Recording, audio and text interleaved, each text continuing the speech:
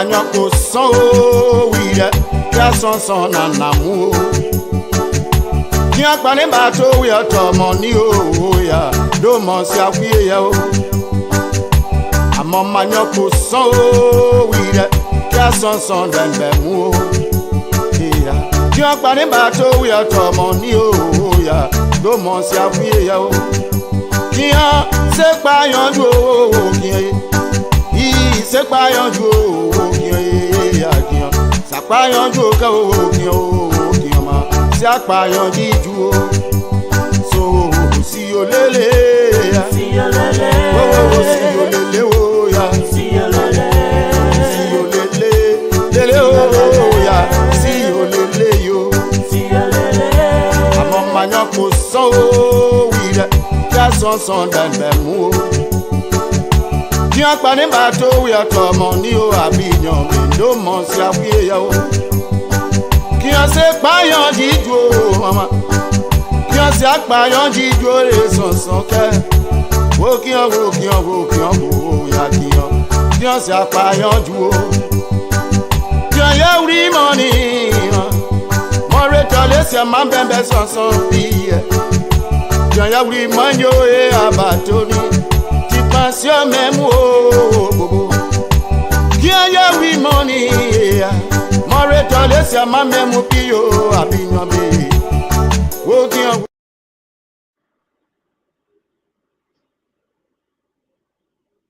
Welcome to Focus on Liberal Tough Talking Thursday. My name is Dennis Jar and we are broadcasting from Atlanta, Georgia. In tonight's edition of Tough Talking Thursday, we are hosting Dr. Telford E.K. Ammons, former presidential aspirant on the Greater Action Party of Liberia. He has bowed out of the race. What happened? What are his next steps?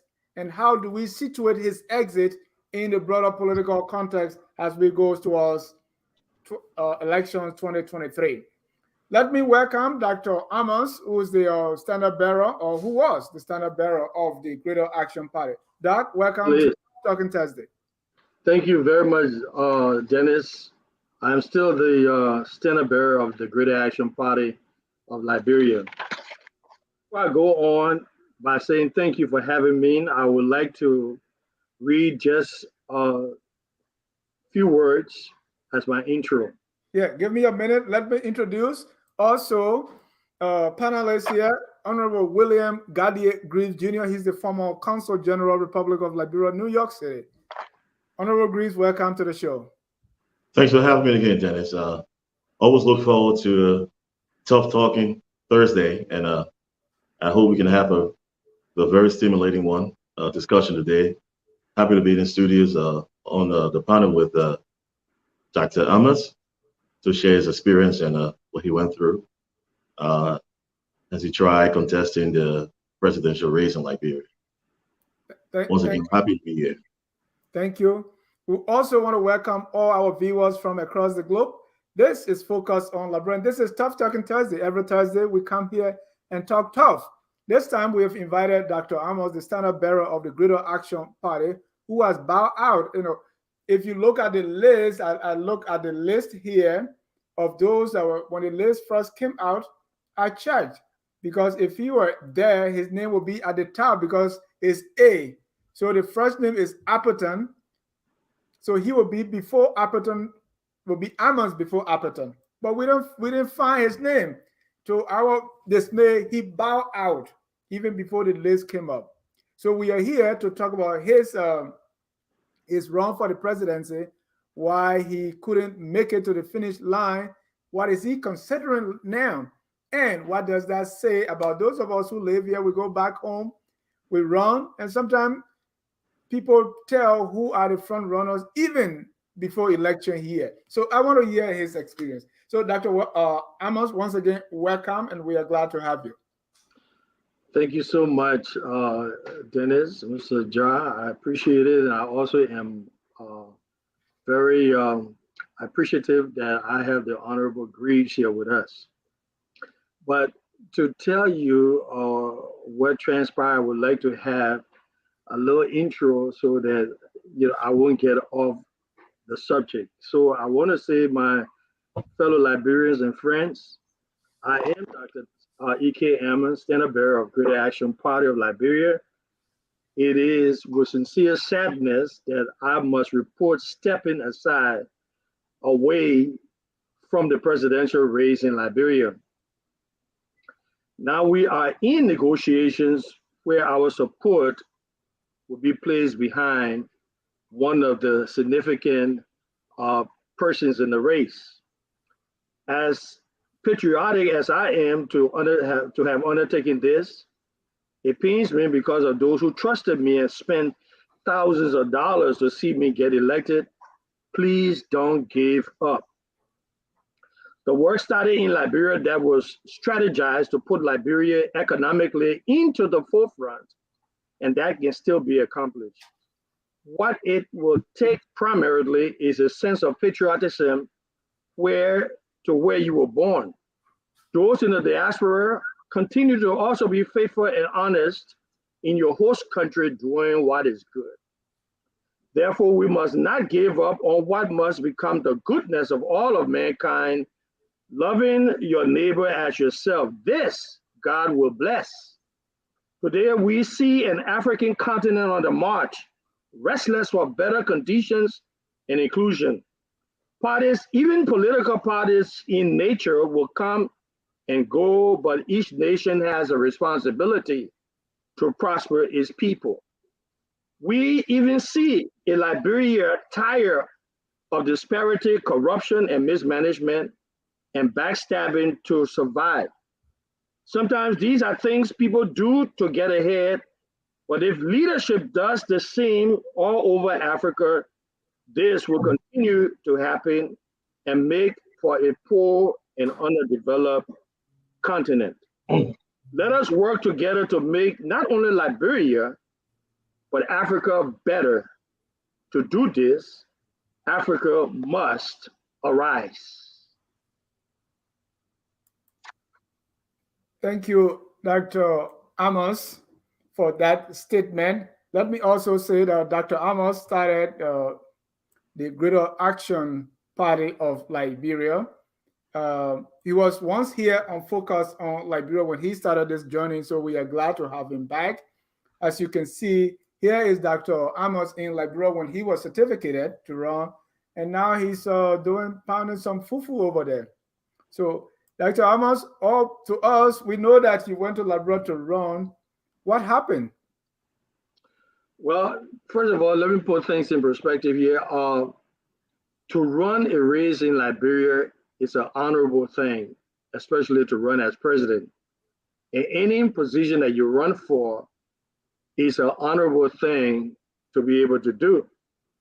But what I am looking at is that we must not forget that we have a responsibility to each other. And if we find out that we can do it in that space, whether it be president, vice, senator, or representative, we must take that into consideration by being good stewards and good patriots of the place where we have been born. Now, to answer your question, I went to Liberia so that we together could work and make this place a better place to be at. And one of the reasons rather, is that Liberians in the diaspora are tired and want to go home. And the people inside of Liberia also are trying to make sure that they have a better place to stay and to survive at.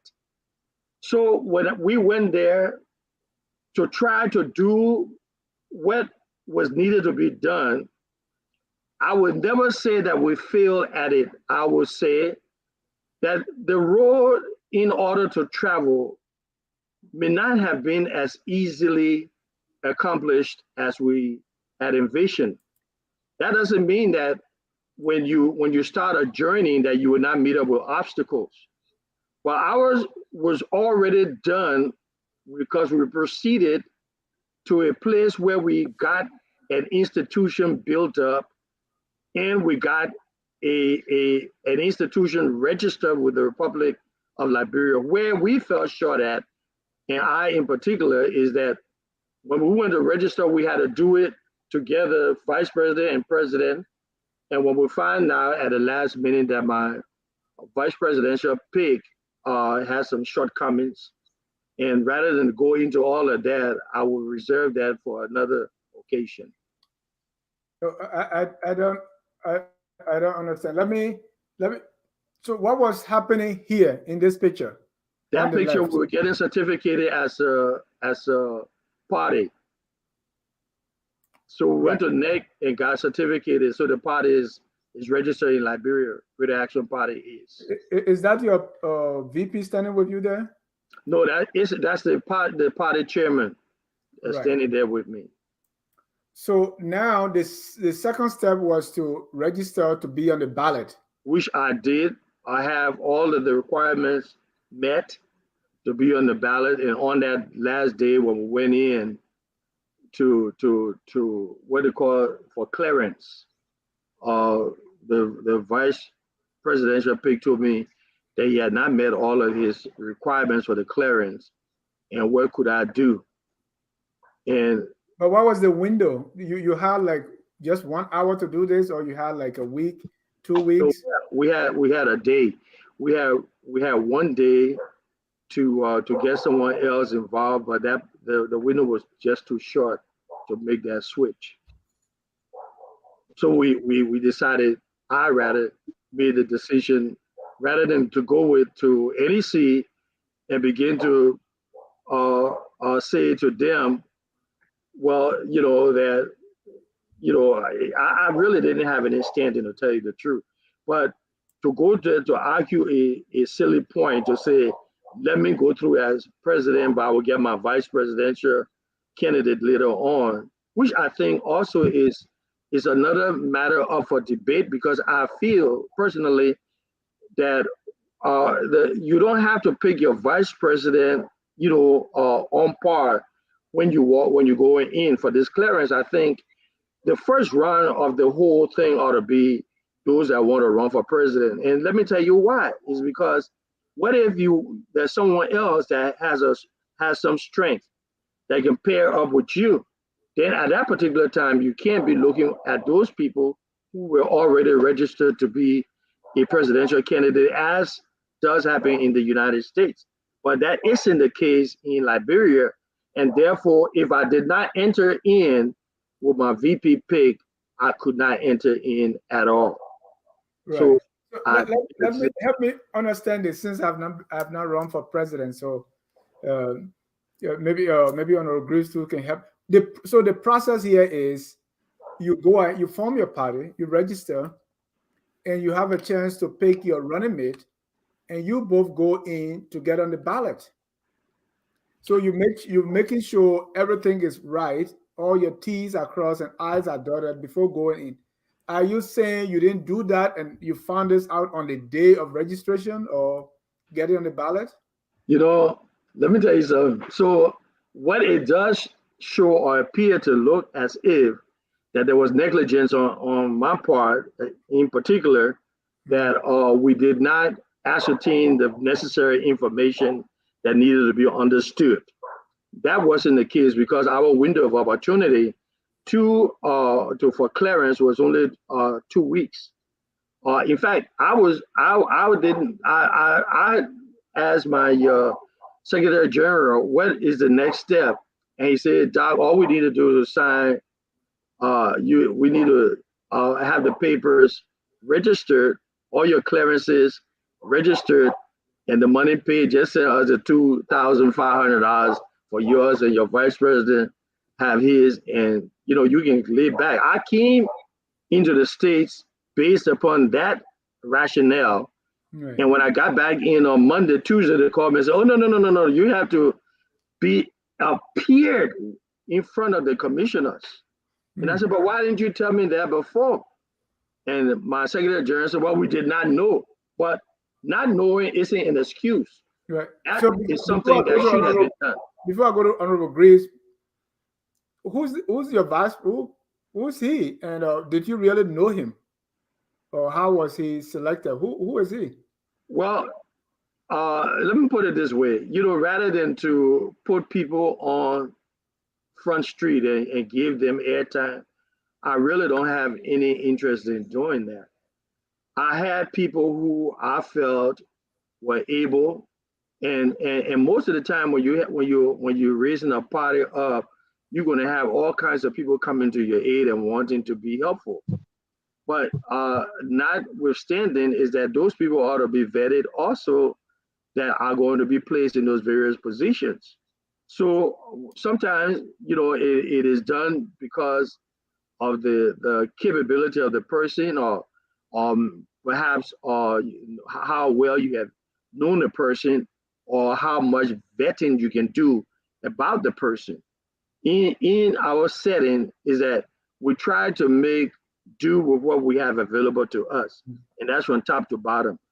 The fact of the matter also on the other side of the coin is this: is that uh, you can be somewhat uh, uh, uh, uh, so accommodating that you will take someone based upon their word that they can fulfill X, Y, Z. That happens in the workplace all the time.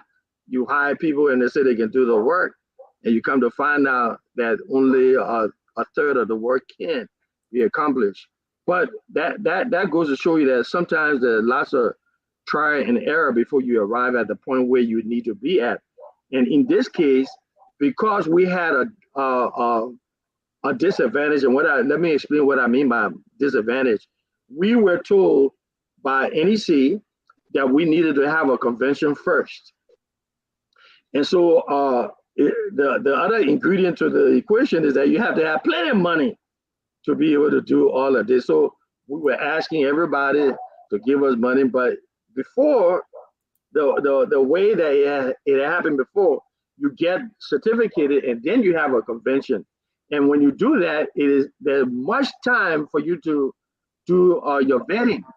But we had insufficient time because we had to, once you do step one, step two, and then step three, bam, you got to do what you call it, the convention. And so in our estimation, the insufficient time that we had to use or utilize the people that we had that was available to us. Thank you. Let me bring in Honorable Greaves if you have a question or comment, or if you really understand what's going on here. Honorable Greaves. Yeah, thanks for having me again. I think it all sounds baffling to me, and I'm more and more have gotten confused from what I thought would have been the case. From my understanding, I mean, I appreciate your presentation at the beginning, the opening statement, with the level of compassion that you brought forth. Those are some of the same things I've been talking about on the show. Having an interest and love for our country, the patriotic duties, and all that, and being leaders in our individual capacities, and ambassadors for Liberia. Yeah, but what's confusing me is, first of all, you did not bow out of the race because you were, first of all, not accredited. You were not certified to be a candidate, and you only bow out of a race if you're a candidate. So you're being an aspirant does not give you that privilege of participant in the race. So I think that is one of the mistakes I've seen, because I read a position statement from you on the web, and it said you're about of the race, and I thought you had already gone through, and for some reasons, and you decided to just terminate or just stop right there at Waterview. But now what I'm understanding is that you didn't even get through. You were not even qualified. So in that case, you didn't bow out of the race. So let's try to get that part correct. And secondly, we need leaders. We need leaders. We need people who are very sincere when it comes to leadership and who understand what is leadership for Liberia. I mean, Liberia, we have come a long way. We've had our ups and downs. We've had our challenges, and we're striving to still move forward. But this thing with everybody coming, wanting to be president and trying to give the best case or best alternative, and when you get into the platform, you get into their own structure, And it becomes so disappointing because all I hear from you is a lot of excuses. And I teach leadership. I contribute a lot of intellectual materials to workshops, training programs on leadership and all that. And when I see a leader talking this way, is this happening? I'm like, oh no, this is a no go. So the excuses, the blame game is going to everybody, from the vice president to the secretary general, and then one of the comments I read from you on the web, I think on the social, one of the social, I saw a comment from you that was blaming handlers. And when I saw, I was like, oh, because I'm very critical when it comes to words, with word choice, and because words do matter. And I was waiting to ask, who are the handlers? Do we have people coming to Liberia, leaders, aspirant, want to be president of Liberia with handlers? Because in politics, handlers will be somebody who is directing you, who's advising you and leading you and telling you what to do and what to do. I mean, so I got confused. I was like, handlers, where how do we get handlers in this? So he's not real. He's just a face, an image representing something else that we don't know. So I was also hoping that you could declare to the audience, in our listening audience, that who are these handlers? Are they international? Are they national? Are this group of people, international organizations, or just one individual? But we will come to that, and I'll give you a chance to answer that. In leadership, and I've learned and I've taught that the lack of strategic discipline as a leader creates an appearance of a leader who believes in self-indulgence, blame games, like we just heard, and it makes a leader to be very short-sighted. Because if you go around blaming everybody for the leadership, the boss staff with the leader, with the top management, it would have been preferable if you had just come up and just disclose to the public that you had this endeavor in good faith, and for one or two reasons you didn't go through. However, you look forward to the next context, and you hope to correct all those mistakes, get your team ready, and reappear the next context. And that would be responsible leadership, and not blaming anybody, not handlers, not secretary, not staff. Because now you're telling us also that you could not even manage a little small team that have a precise time frame, because NEC is not a guesswork. NEC has everything. The whole platform is on the website. You can go out to NEC headquarters. You can get all the necessary information of the procedure and criterion, or sets of criteria that you need to have to be your candidate. And I'm not listening to you, and within that time frame, I think it's 2 weeks or more, and you were not able to work with your small team you had to achieve that objectives. And how would you even run the country? So I'm very confused. Thank you. Thank you very much, Honorable Greaves. But I'd like to ask, what is the process in becoming your consul general when you have been appointed? Can you explain that to us? What do you have to go through? Be precise, because there's a lot of things, a lot of factors into it. If I'm being appointed, can you tell us what happens when a person is first appointed?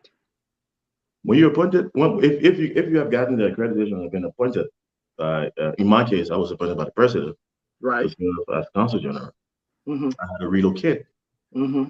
I had to come to the U.S. and follow the procedure.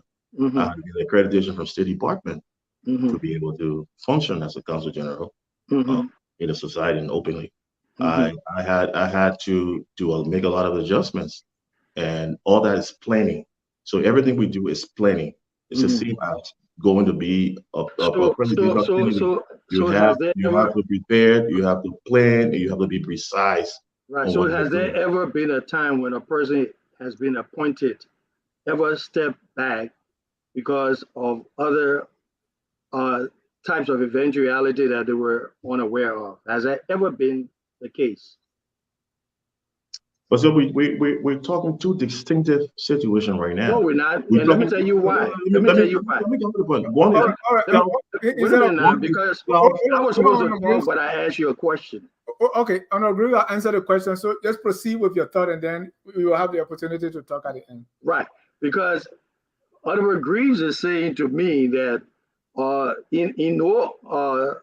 under no circumstances should people make a decision and walk away from it. That's number one. And then number two, there was not a declared status to say that I was a presidential candidate. So I am in agreement because we did not reach that place, that plateau to say, yes, now I am a declared presidential candidate. But I think knowledgeable people and people will understand and will know full well that when you have reached a certain place in life, wherever that place might be, that there are times when you see that the road further may not be suitable for you or others, you step back. That's what sound reasonable people do. But if you sit up, because at no time did I play any blame game, I was pushed and asked the question further to say about what happened. We're on the air here, and Mr. Dennis need people to come on and understand what his guests are talking about. And of course, he's going to ask those critical questions. But that doesn't mean that I called that one person name to say I'm playing the game. I used the example of a secretary general, and you must also take into consideration that not everybody that comes into government, even when you are president, that everybody is going to come out and do what is 100% of your expectation. So to sit here and try to act as if to say that you are, the almighty judge in who supposed to be doing what, and at what point you're supposed to decide when you're going to leave or not leave, it to me is ludicrous.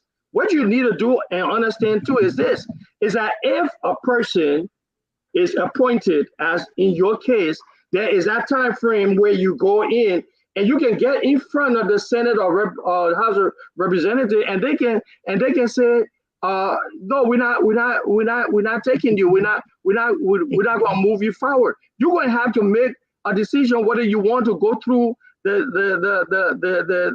vetting process unnecessarily or not. Reasonable people will say, I step out, I decline, or I would not go at this time, or I haven't been fully ready for this. So I'm just giving you a synopsis of what the situation is on the ground. If I come out and say, oh, our system isn't worth nothing, that would be a lie. If I say that the people in Liberia are not caring or don't care about doing what they need to do, that would be a lie also. But the fact of the matter is this, is that we had a space of time to produce. And under that umbrella, we could not do everything that needed to be done, so I step aside. No excuses, sir. I'm only doing what I think is best. Thank you. Dr. Ammons, what would be that one thing? If you say that you didn't make it to be qualified, what would be that one thing you would say was responsible? I think I a little bit went into it a little bit. I said that if we had a scenario where the presidential candidate will go in first and go through the process and then be able to pick a vice presidential candidate, I think that would be best. So that one thing that you're talking about, if there was a reasonableness to do that, I would have been a happy camper. But the fact of the matter is this, anyone who goes up and say that they want to be president, whether you're coming from the diaspora or you're in the nation, must understand a desire to want to lead people to do something better. I'm not trying to be president to show how big I am or how bad I am. I'm trying to be a leader fit to run a nation so that it will not be run into the ground, and that it will move forward. So if you want to tell me whether we got a nation that is moving forward and that doesn't need help, then I will show you the difference, and I would differ with you. Right. Okay. Hold on, please. I just want to find out. So that one thing that for which you didn't go through, would it be money? Would it be because the time was short? I wish I could have said. No, I wish I could have said. I wish I could have said money, but it wasn't the money. Okay, even though I needed plenty of it, I wish I had a lot of money, but it wasn't that.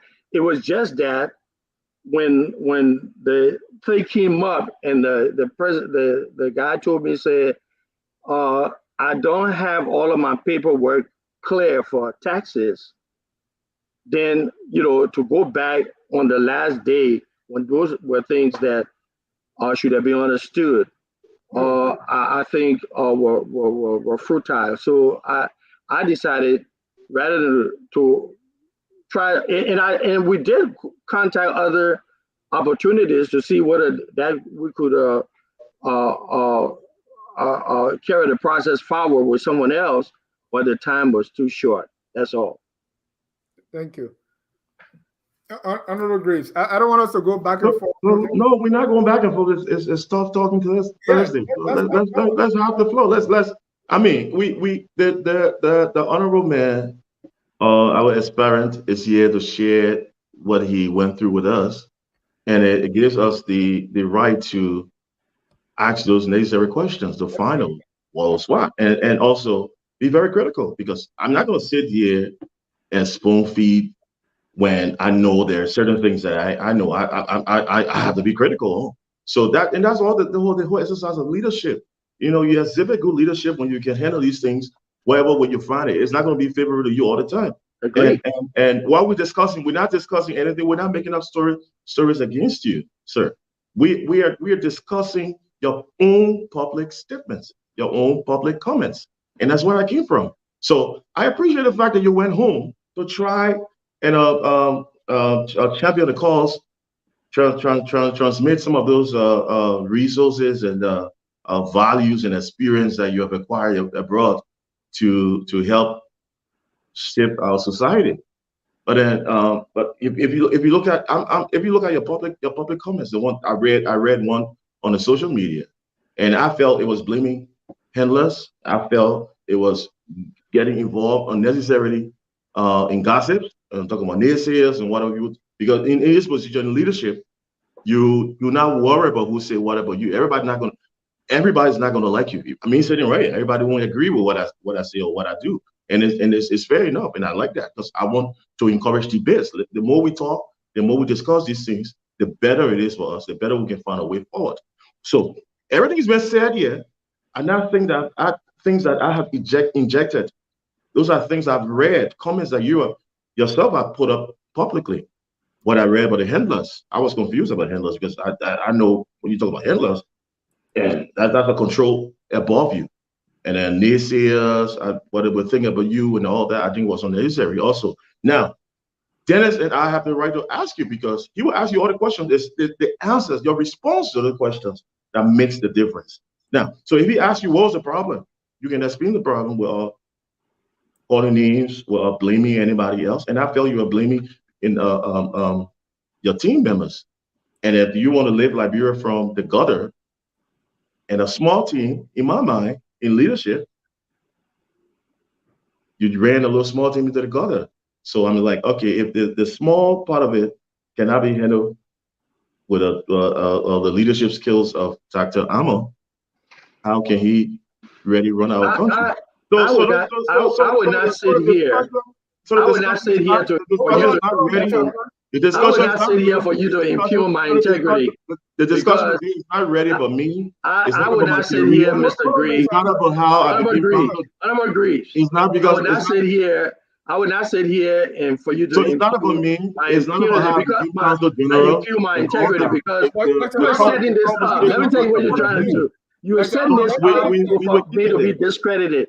That's what you're trying to do. You set it up so I can be discredited. I'm not discrediting you. That's what you're trying to do. I'm reading. Let me tell you something. I've been down this road before, and I know a discredited person when I see one. And sir, hold on, Dr. you are here to discredit what we tried to accomplish in Liberia. That's what you're trying to do. But that's okay. There's nothing wrong with that.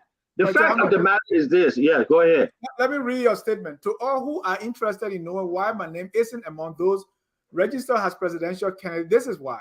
Right. My handlers erred by making poor judgment and caught by surprise. Right. When this error was discovered, it was too late to recover it, so I respectfully bow out.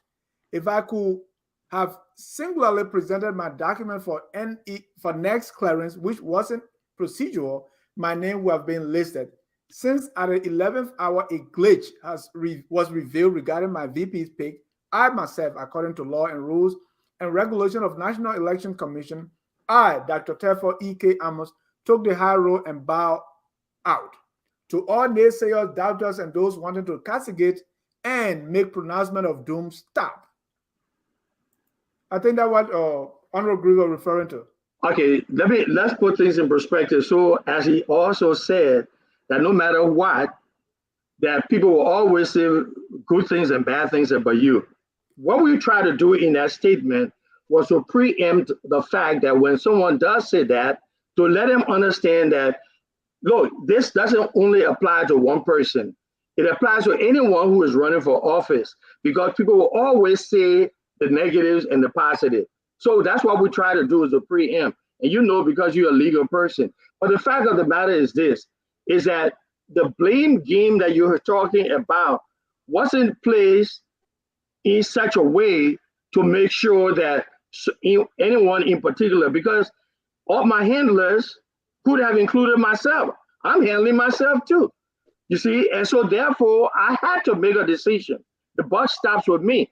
I had to make a decision. If someone did something wrong, first of all, you have to analyze what happened. You have to assess the situation, and you know this is the reason why it happened the way it did. But for me to come out and say, you know, John Paul, Peter Flomo, you were the cause, and you heard me, to me, that is beneath me.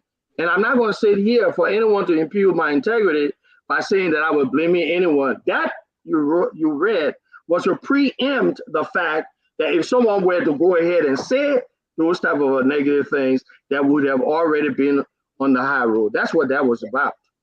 Thank you. So let's look at your experience and what we can learn from it, and what you have learned from it. Because who knows, maybe 2029, I'll be marching too. So on that, let's talk about your experience. What could you have done differently, or what you think were the issues? What are some of the things besides the NEC changing the rule to say let's only the one presidential candidate go? What could you have done differently to avoid what happened? I think that if I'm only saying this, and it may not be the correct answer that you're looking for, but I think if we have had sufficient time to know that this is the time you're supposed to select your vice president, even though that was something on our agenda to make sure that we had someone, and I can call names of people that we had considered a long time ago to be a vice presidential pick. But I personally was under the impression that no overtures should be made legally, that if NEC found out that these type of things were happening, that it would frown on this. So I wanted to be squeaky clean and wait until that opportunity time arose. But if there was something that I could do differently, what I would do, I would have vetted the people that I came in contact with better, and I would have had more of a relationship with them so that they will understand where is it that I wanted to take the party and the country to. So let's fast forward. If you had the opportunity today to do it over, what would you do? I would simply make sure that the people that I was in contact with will understand what I needed to see happen. For example, if there was a vice presidential pick, those names would have already been studied and far in advance for us to know exactly who is going to be the one that we settle in on. That's what I would have done differently. Did you make any mistake in the process? Well, of course, there are many mistakes that people, we're only human beings, and we're bound to make errors. But the fact of the matter is this: is that, pardon me? Give me examples of the mistake Yeah. you made that led to this. The mistake that one of the mistakes that I made is that I was told is to have a foundation first. And if you do not have a foundation, to go ahead and reach out to as many people as possible, to as many villages as possible, and entertain them. I think we've spent a lot of money and time doing that when it was unnecessary. Honorable Grace, I mean, it's easier to be on the sideline and say, "Oh, you should have done this, done that." What would you have done differently? The whole thing is that I don't want Dr. Ammons to get me wrong. I appreciate the fact that you had the courage to go back home and contribute something. Now, we're just being factual here, just reading from the public comments that you have made and analyzed it. And on the Tough Talking Thursday, you expect to get all these tough questions, because when you become a leader, trust me, the journalist is going to be on. You're not going to tell the journalists what question to ask you, what question not to ask you, and get animated or agitated. No, you always remain calm, address those issues, take it from the personal level, make sure it's broad, and that's what I'm helping you on. I just provided my point to you. If I had gone through this process like you have and didn't succeed, I would have just put a short statement up to the public. This time around, my team and I, we did not succeed. Therefore, we're not going to be on the ballots. But please keep your faith, keep your hope up. The next process, we're going to be there. Simple as that. So in that case, people see a strong leader. People see a fellow who is not exposing. They see a fellow who is not exposing his inner circle, exposing his team. He's not creating an impression there's some conflict, or there's some division, or he's not acquainted with, like, it opens a lot of boxes, Pandora boxes. Because once you come out with such a statement, oh, I have not been there long, I didn't properly vet, those are too many information you're giving to your opponent, you're giving to the public. They need not to know all these things. And that's where effective leadership comes in.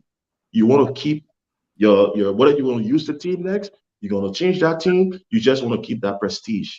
You want to keep that courage. You want to keep it on high. So less statement, a very short statement out there that is not saying too much, that is not disclosing too many things, is better. That's what I'm saying. Because when I'm a professional, though. I know people out there, you say, oh, professional people out there would read and understand. But me, when I read, I want to read with understanding. So I want to ask those questions. I'm looking at words. I'm looking at words like handlers. Words like handlers not easily used. And in politics, when you use the word handlers, it means somebody who's training you, somebody who's directing you, somebody you're taking orders from. So I'm like, okay, so what he handlers? So you have people who was running, and then when you come to anyway, let me not go into all of that. Right, messaging is very important in this exercise. So if I was in your position, that's what I would have done. And unfortunately, it's not about me. I can give you my whole career and tell you how I came into being, how I got right here. But unfortunately, it's not about me today. It's about you. You're in the seat on a Tough Talking Thursday. So I know, but let me say this, Honorable Greaves. You have a law degree, correct? Are you a lawyer? Yeah. So now you know that international law. You know that lawyers. I'm a businessman myself, so I'm not a lawyer. So I would not, I don't look at all of the ramifications of what the legal, semblance are going to be. Right. Well, you have a political party that should have all those people. You gotta have a proper advice. So thank you, because that's why I want to arrive at. So, listen now. So if I got legal people on my team, and I think I would like to hire you as my legal counsel, but the fact of this is that if you have legal people on your team and telling you that this is the right way to proceed, or these are the types of things that need to be said or looked at or looked into, those are things that would be welcome. But remember, you got someone like Dennis, who you're going to come up against, and Dennis doesn't sit by. He probes more and more and more, and so that's his job to probe. So yeah, so you're going to be looking at my weaknesses in various areas, and we all do. So therefore, that's one of the reasons why I don't go around criticizing the president as some other people do, because I do know that all of us have our weaknesses and strengths. But the fact of the matter is that this journalist over here is going to probe, and he's going to ask the type of questions.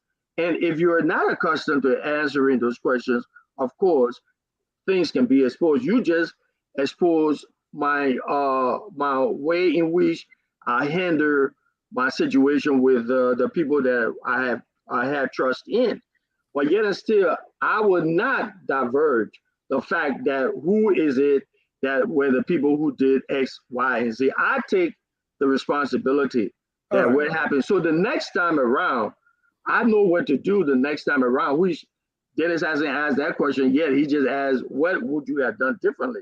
But the next time around, I'm going to make sure that some of the people, and I use the word handlers loosely, well, some of the people that I would have around me would be people who are more adept into taking care of these types of responsibilities. This was the first go around, the first time we ran. So, Dr. Ammons, how long were you in Liberia? When was this party established? Because all these things take time, right? I was in Liberia for 2 years and back and forth for the last 2 years. So, and when was the party established? When was it actually established? The party was established in this year, as a matter of fact. Right. So it's like the people around in April.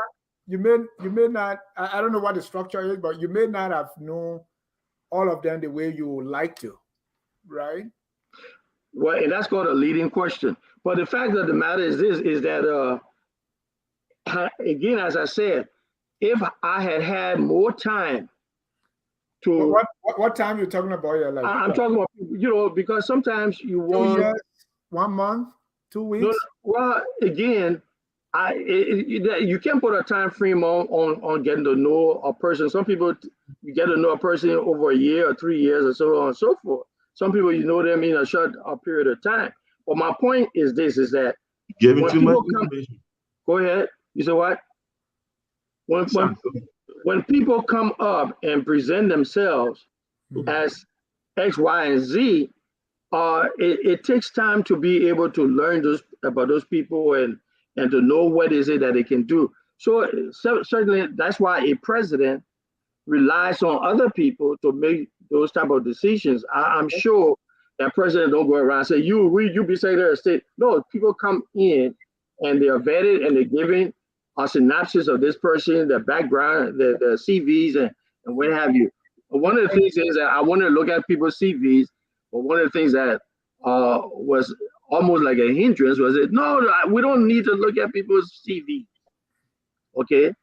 To me, that sure tells me that that is something that may be lacking in our society, that you don't look at the person's background. And so let's move forward, right? Because what are your next steps? Are you endorsing anyone? So just in that, Dennis, Dr. Ammons, I think you're giving too many information. And when you give these kind of information, especially as it relates to your team, it makes you even weaker, not the team. It makes you look weaker. So the advice for me now is that, what is the way forward? Leaders learn from mistakes. And they assure their followers and the team and whoever's asking, even the journalists, whoever that may be, that they're going back to regroup to come back stronger. So if you take ownership, you've taken the ownership. Then you can do the two at the same time. You can take ownership and at the same time go to the ill preparedness, that you were not prepared, people didn't bring CVs, and so that's too much of a disorganization within your own grouping. And that need, I mean, it's not for the ears, it's not for the public consumption. Like your business background, right?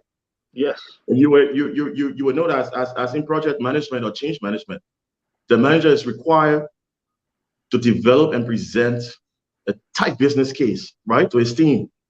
Bring them on board. Bring the entire team on board. Why are you bringing the team on board? To visualize the vision of that change you want to bring. So forget about being a legal-minded person. Forget about being a political person.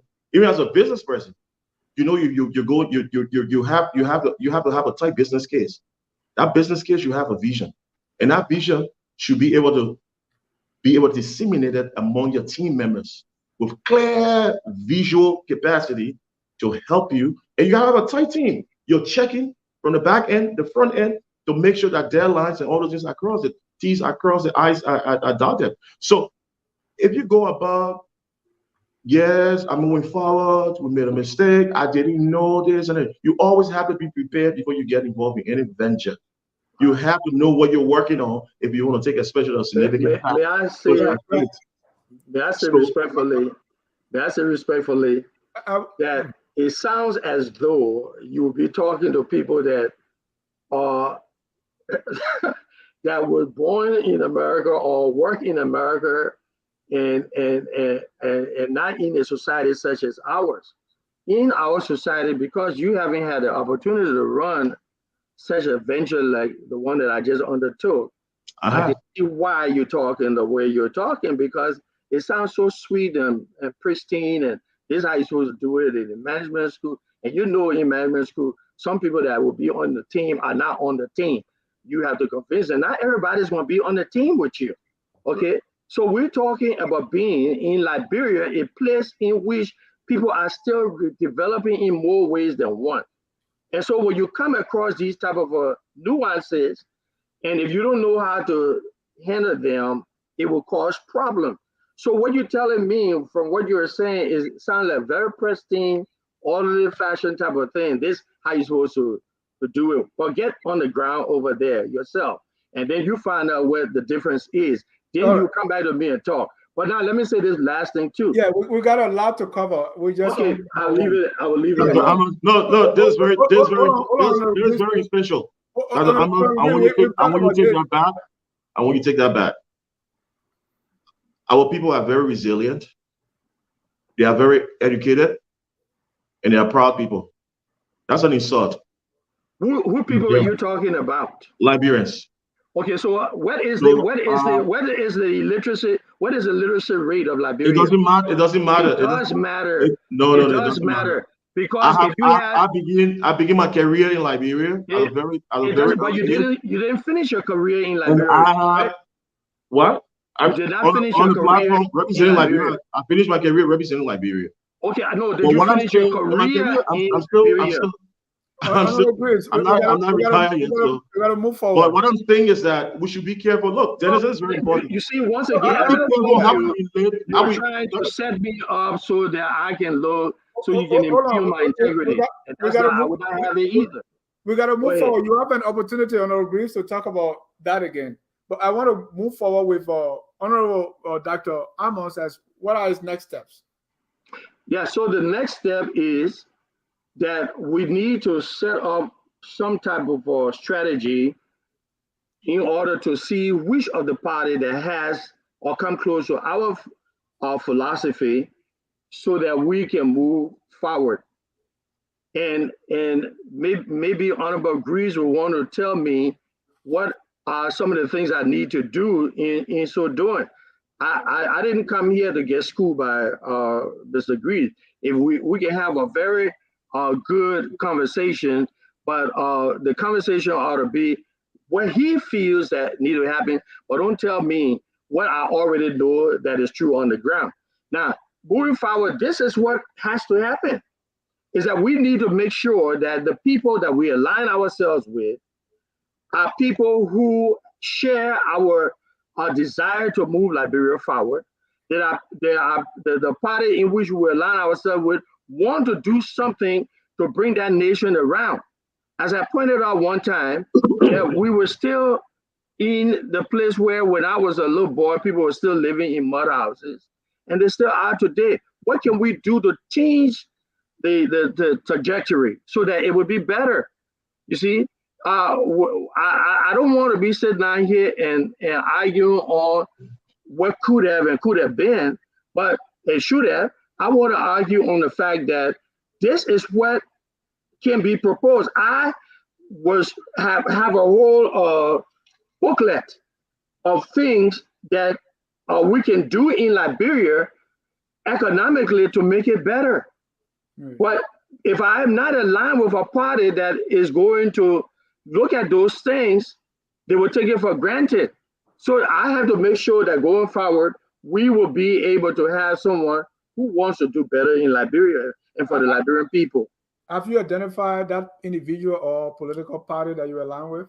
Well, there's three different major pieces of the equation, and that is the first is the president, the second is Buckeye, and third is Cummings, and not necessarily in that order. It can be Cummings, Buckeye, and Weah. But the fact of the matter is this: is that it would be premature on my part when we are now in negotiation to say exactly who is going to do what at this particular time. So right now you are in negotiation. Correct. Right. So what was your message when you went to Rome? I know you had some idea, you have policy prescriptions. As you sit now, what was your message, and which political party you think those things that you wanted to do closely align with? Our message to our party leadership was to make sure that when they go out and talk. No, I mean your message to the Liberian people that you were running on. You wanted to be president. Or what was my message to the Liberian people? Yeah, because now you have to see who is aligning with that message, because you went there and with 20 other parties, you chose your own. So now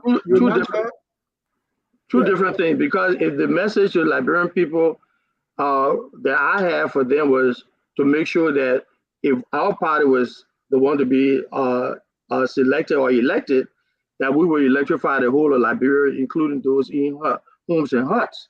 So that was our message, to make sure that we do not, one of the other things that we were saying, do not take money from people who promise you that they are going to do X, Y, Z, when in fact, what the case is that they will give you money for your vote, but they do not do what they say they would do. So I told the people, I said, well, if they come in and decide that they want to pay you for your vote, take the money, but vote who you think would be the best person as president for this nation.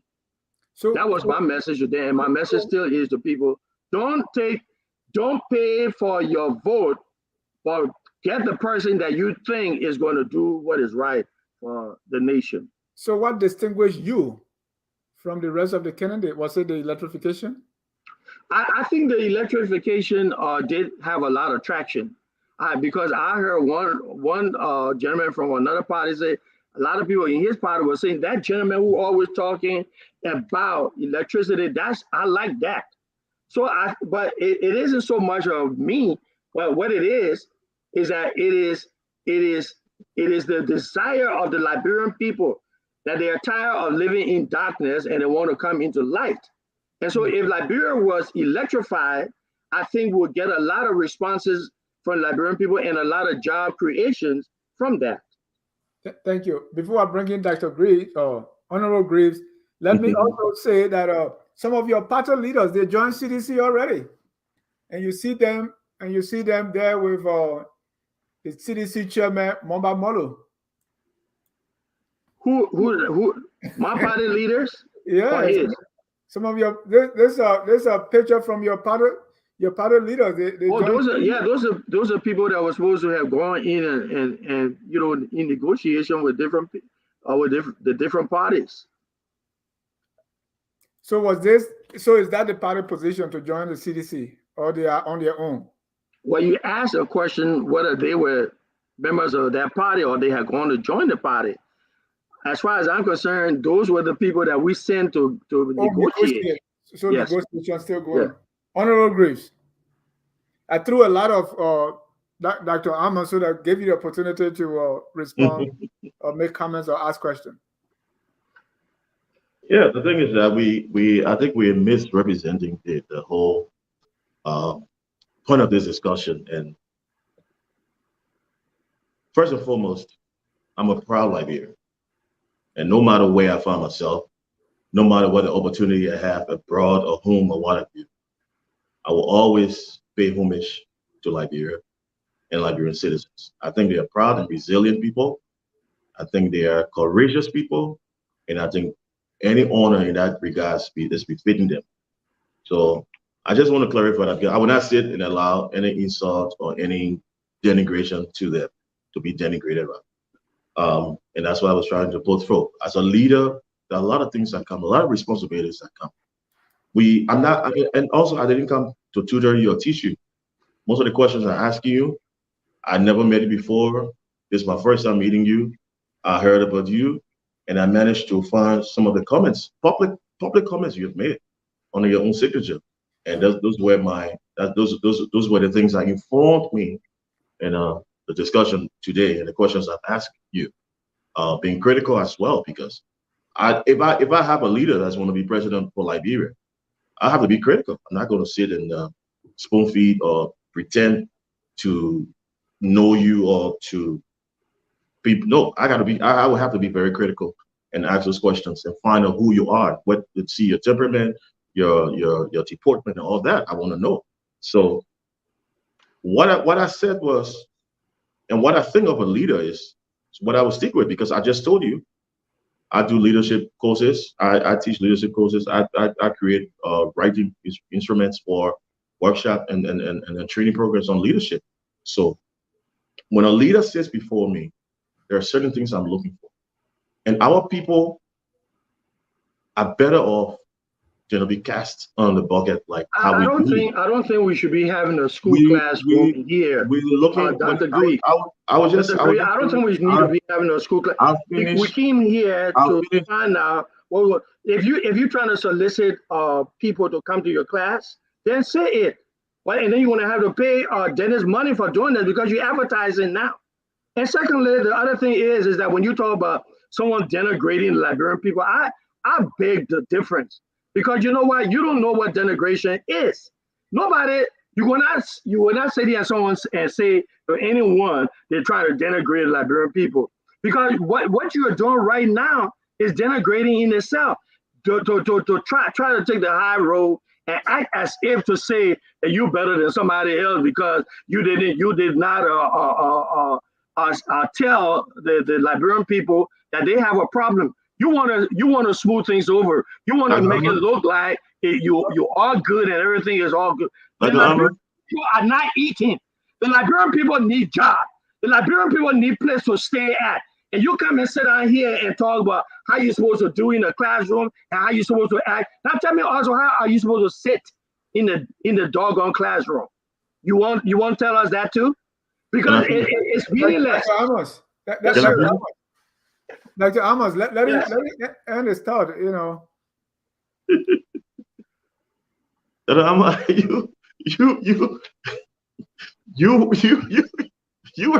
you were ready to be a future president of Liberia. Let me also say to you, Greece, the thing about it is this, is that we have a situation on our hands to make sure that the Liberian people are taken care of. We're not here to pontificate and to say how nicey things ought to be. Neither are we going to procrastinate. Neither are we going to procrastinate and say we will bring the heavens down. We'll paint all the beautiful colors. Well, who does that? We do not have the capacity. We do not have the proper planning, and we do not even have the structure to move even our small team. That's what I was coming to. So, I mean, when I talk about leadership, I'm not telling you I'm going to open class on Dennis' platform. I'm just giving you a background for somebody, because you said. Don't try to sell what you have. That's what you're telling your words. Dr. Ammons, let him finish. Yeah. Go ahead. You made a statement that I did not understand where you were coming from and the presentation you made and the things that you did to clarify why you're not in a race. But others who are professional will understand. And I'm telling you that I am not what you think I am. I'm a professional person as well as You're others. not sold on the idea. That's what you just. You're not sold. So many people may not be sold. Everybody don't like me, and certainly everybody one who don't like you either. But go ahead. That's what I just said. Everybody don't have to like everybody. But now what I'm saying is that I'm of that person. I'm very critical, and I want to analyze things. I analyze the detail of it. I look at words, choice of words being used, because I know words have meaning, and that's what I just told you. That's the reason I came with my own. But you don't sit on air and try to denigrate another person because they try. I'm not denigrating. What is the right thing to do? The Liberian people are suffering. They need help, and to sit here and to pontificate saying that it can be done this way and that way. Why didn't you go over there to help them? But I bet you you ask them for money. You're gonna ask them for money so you can. I did not pontificate on that labor that they're doing. I'm not running to be president. So how would I pontificate? You're trying to do other things by making money and telling people that you should come to a workshop. It costs money. This is not about me. This is not about me.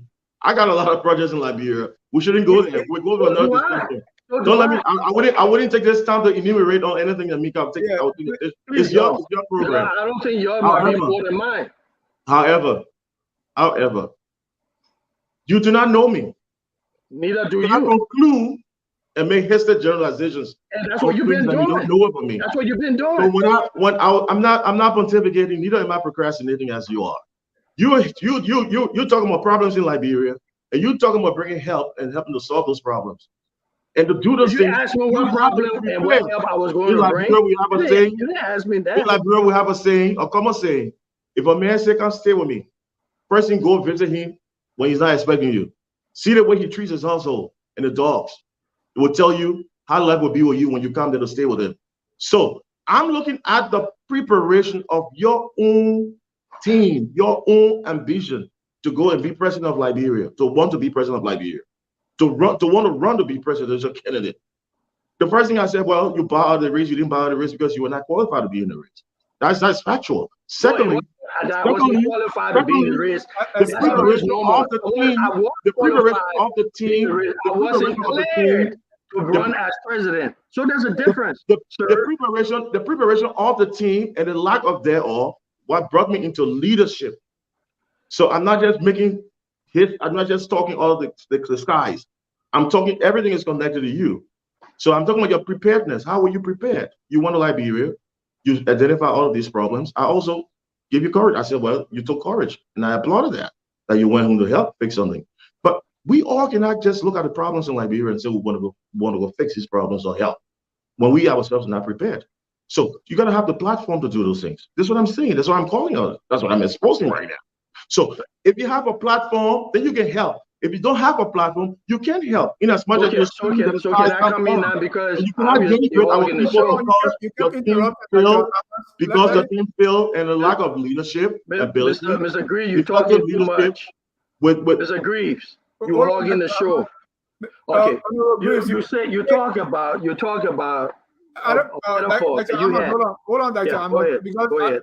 The question I asked was about who you're going to endorse, and you said, so that's what we are going back to where we started, which is so let's make progress, because we're going back to the same point that we made earlier about the preparedness and everything else. So now we are at a point is how do we move forward? I was asking for your platform and who it aligns with. You said electricity, right? That's not a policy. No, that is my policy to make sure that the electricity comes into the country so that how are you going to do it? Yeah, okay, great question, and let me explain. There's certain things, because I brought to Liberia a contract for $100 million to do renewable energy. Okay, and that didn't go through. But I'm not blaming anybody, because Mr. Greaves would say that I'm blaming someone. But the fact of the matter is this: I brought in $100 million worth of contract. It wasn't taken. Now the fact of the matter is that there are many people out there. There's things in the background. Yeah, there are many people out there that have different types of projects that they want to bring into Liberia. But the thing about it is this, is that they want the atmosphere, the business opportunity to be there in order for them to spend the money. They're not going to spend the money in places that they're not going to get a return on their investment. So we can sit here all day long and say how to, present oneself. But remember that these people that's in Liberia, not everybody in Liberia is as educated as myself or Honorable Greaves. The literacy rate is high, but 80%. We need to get in there and educate people. Some of my included in my platform would be electricity, education, job creation, pension for people when they have been on the job, and health. So those are the 5 things right off the top. But the fact of the matter is this, is that you can't do those type of things until you make sure that you're in the driver's seat. Because why? Liberia has a centralized government. Superintendents can't make any decisions. Mayors of city can't make any decisions. The president has to make the decision. And so in that driver's seat as president, I or whoever there is going to be able to do a lot of things if they are accountable enough and they really want to move this country forward. So to sit here and say how going back to okay, yeah, forgive me. But the thing about it is this: is that we there are many things ahead that needs to be done, and one of the main things in Liberia, we need education, and we needed it last 5 years ago. Right. Our people need to be educated, and let me tell you why. Because if they're educated, they will make better and sound decisions. Yes, the Liberian people are resilient. I said in my education program that if I became president, that we got people that 26, 27 years old coming out of 8th and 9th grade. I told those people, I said, if I become president, you would have graduated on that day. If you're 21 years or older, you will graduate on that day, and we'll put you into junior college so that you can take 1 year time and get what you needed to know in junior college and have the ability to take up a trade because you've been wasting your time. So the education process in Liberia needs to be speeded up, and we can't afford to just sit down and play havoc with the minds and the intelligence of the people who are looking forward to us to do what is right. And that's all I got to say. We want to do by moving Liberia forward and move the GDP from $3 billion to $100 billion. That's what I want to do. Thank you. Let's welcome Dr. Abdullah Dukle.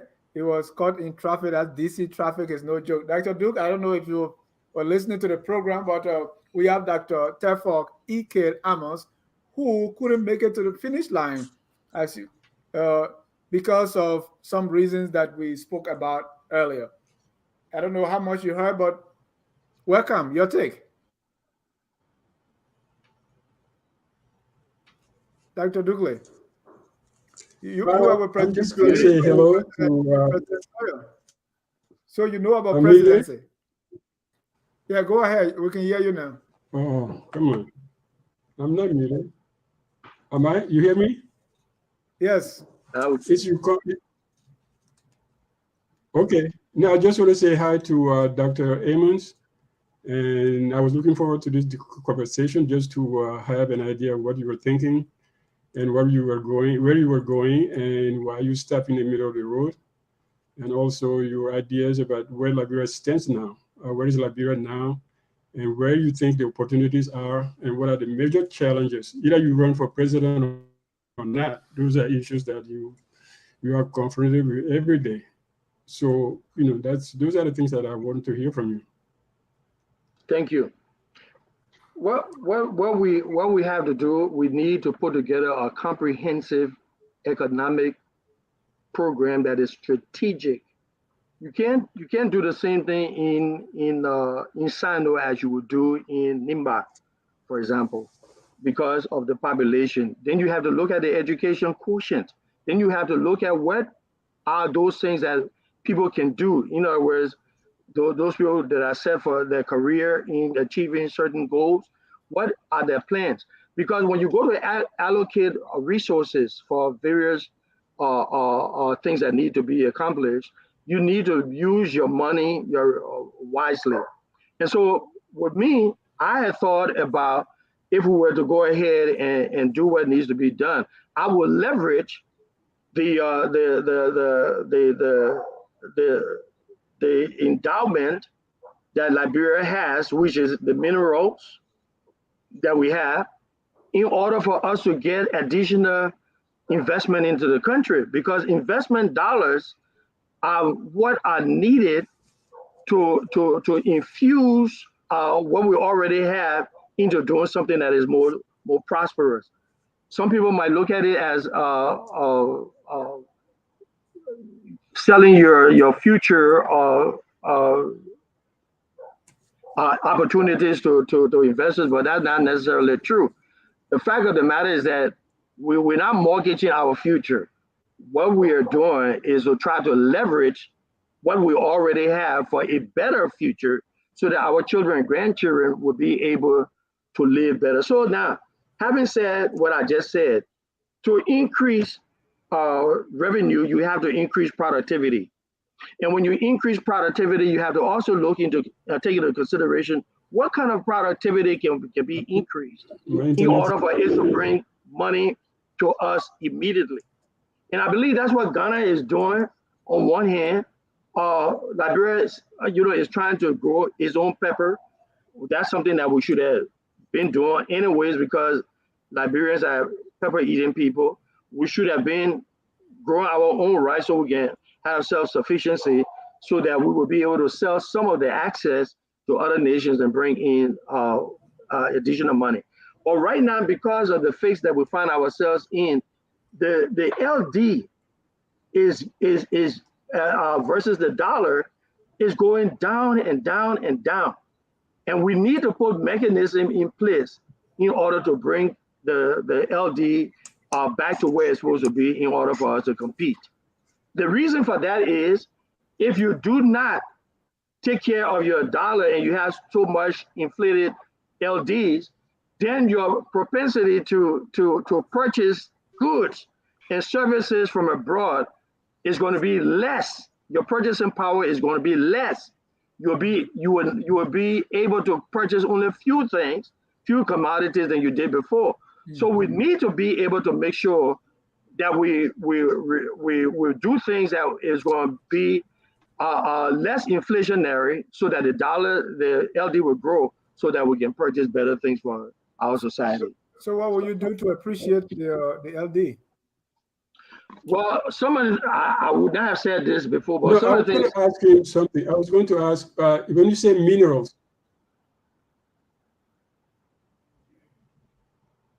I was going to ask you about minerals. Isn't that what we've been doing? Like we went from...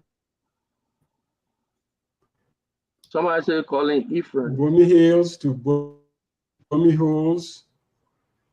Over the years, we saw minerals and nothing came out of it. I mean, when you start called the colonial economy, the I couldn't hear your question. Right. I couldn't hear your question good. Can you rephrase your question? His question is, you said mineral, right? You said, isn't that what we've been doing? From Bumi Hills to Bong Mines to Lamco to Metal Steel and all that. So yeah, so the question, he refers that as a colonial economy. So and we did that, it didn't yield the result according to Dr. Dukley. Why you want to do it again? Oh no, because we have to look at other types of commodity. Like what? You still have, I think Liberia has some uranium on its listing. That can be something that we can look into. It's still the mineral, it's still what Dr. Dukley called colonial economy. So we did all the minerals, we still didn't get anywhere. You haven't done all the mineral. Liberia has not depleted all of its mineral resources in Liberia. Look at the model that Saudi Arabia used, and that's a good model to follow. Saudi Arabia had oil. They only knew that they had oil, and it used to be in 1972 maybe 150. I mean, $1.50 per gallon. Today, that same gallon is about $350 per gallon. So you may call it colonial economy, but look what they did with theirs, and oil being a commodity that they've been using, and they have built an empire off of it. So we need to go back and reassess what is it that we have. How can we leverage what we already have to make it better? Or, for example, what about us producing factories on the ground, which is going to include electricity for you to be able to do some things that are going to be better done. So now let me give you my own take on one of the things that I know, or a product that I know of. Palm butter. You get the palm nuts, the palm nuts of the tree. You boil it, you beat it, you sift it, and then you boil it again, and then cook your food. Is there some mechanism that we can go ahead and put in place so that all of those things will be done, and the end result in a matter of hours will produce the ideal amount of sauce or palm butter, so the average housework can use, and therefore that person doesn't have to go through all of those various processes. It will cut down costs, and also it will add jobs to the economy and will increase productivity. Thank you. Dr. Greaves, Honorable Greaves, let me come to you on this, right? So I followed the Liberian election. So around 2005, we have a lot of people leaving to go to Liberia and run, and a lot of them won. But since that time, 2011, 2017, going forward, people coming from Liberia, I mean, you have state resistance first on the ground in Monrovia. As far back as 2017, I don't think anyone coming from the United States who went to Liberia won. And now you've been very critical of Dr. Ammons. What is the way forward for those of us in the diaspora? What do we need to do to go back and contribute and run for elected positions? We've not been having that much success since 2017. That's a good one. I've not been critical of him. I've been very critical about the comments he's made and the public statements that we all have the right to speak. Because do I have the floor? Yeah, you have the floor. Dr. Ammons, please let him finish. Correct.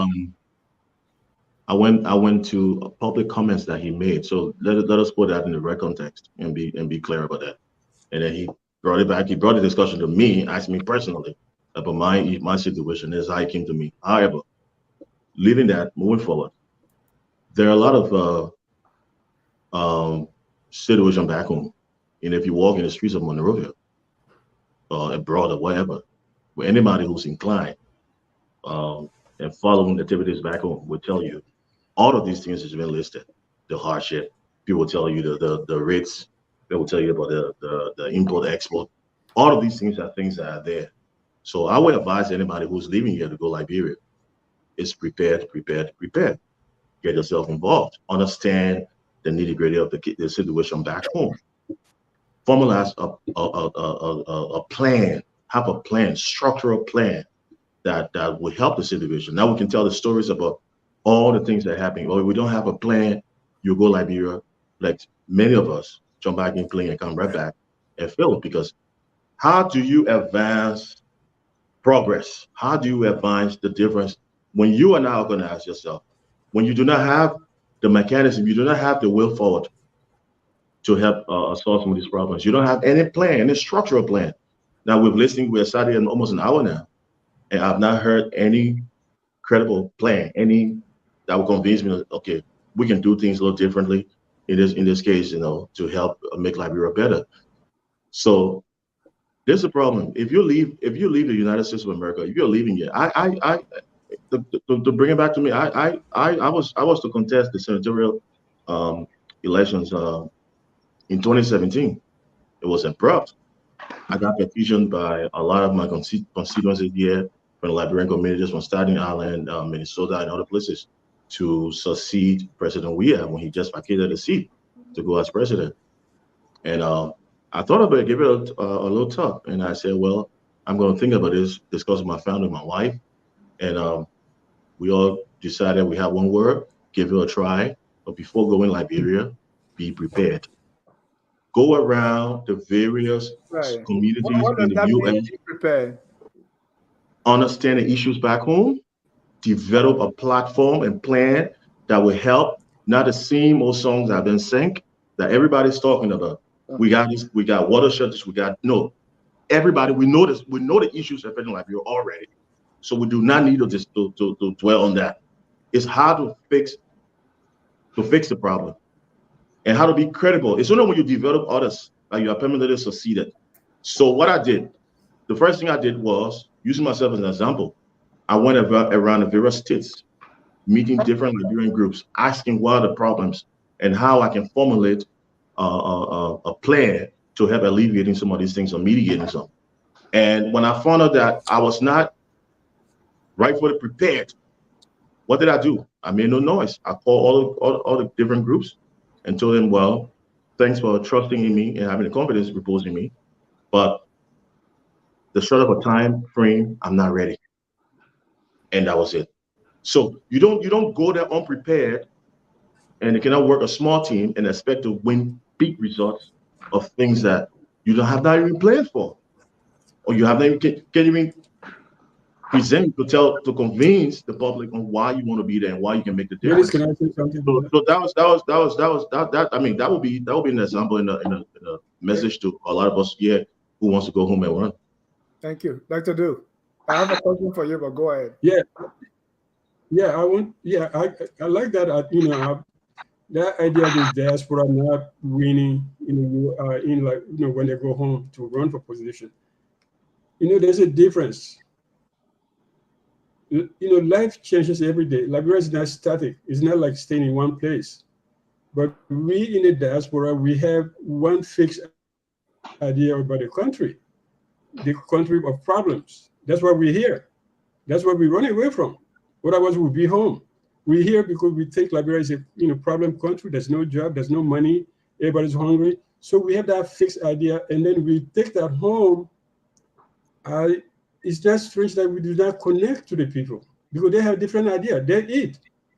They say we're here.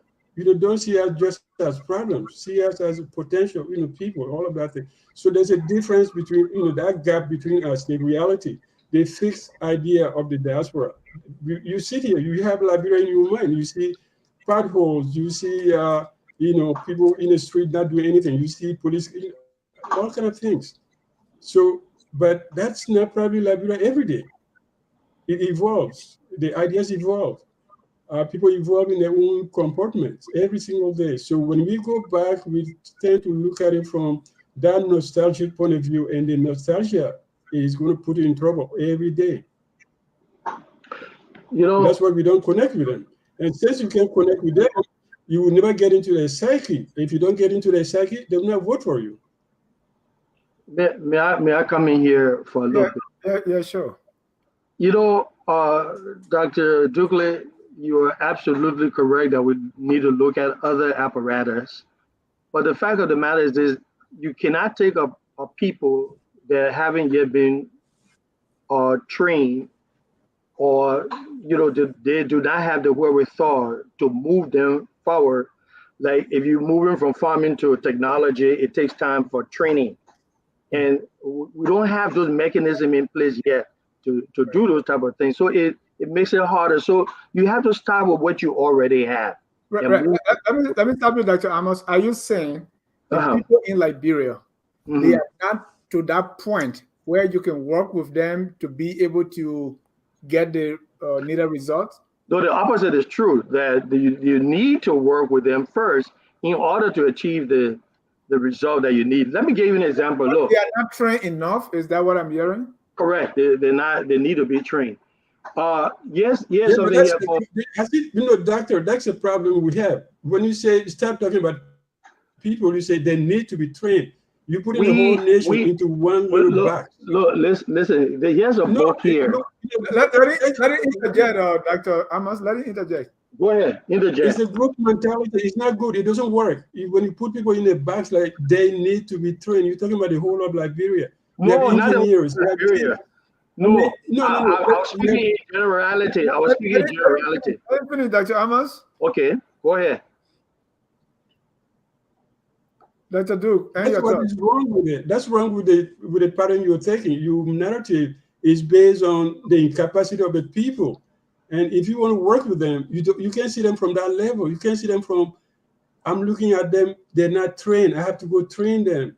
That's like, you don't get it. You will not get to them. If you go, okay, so let me ask a question. Yeah. So how many so do you have a statistic of how many mechanics are there in Liberia? My car breaks down on the side of the road. I'll stand there 5 minutes. Somebody will come, Chief, can I help you? I said, do you have a statistic of how many mechanics do you have in Liberia? Mechanics? Yeah. Okay, I had old car. It broke down. That's not what I asked you. Do you have the statistic of how many mechanics there are in Liberia? Why is that necessary? Because I'll just using mechanics as an example. Is it possible that because we have so many old cars coming into Liberia, that there isn't going to be an increased need of mechanics so that your car can be fixed? But if we do not have an increase in that type of labor market, then we can say it's a shortfall, and then they need to be trained.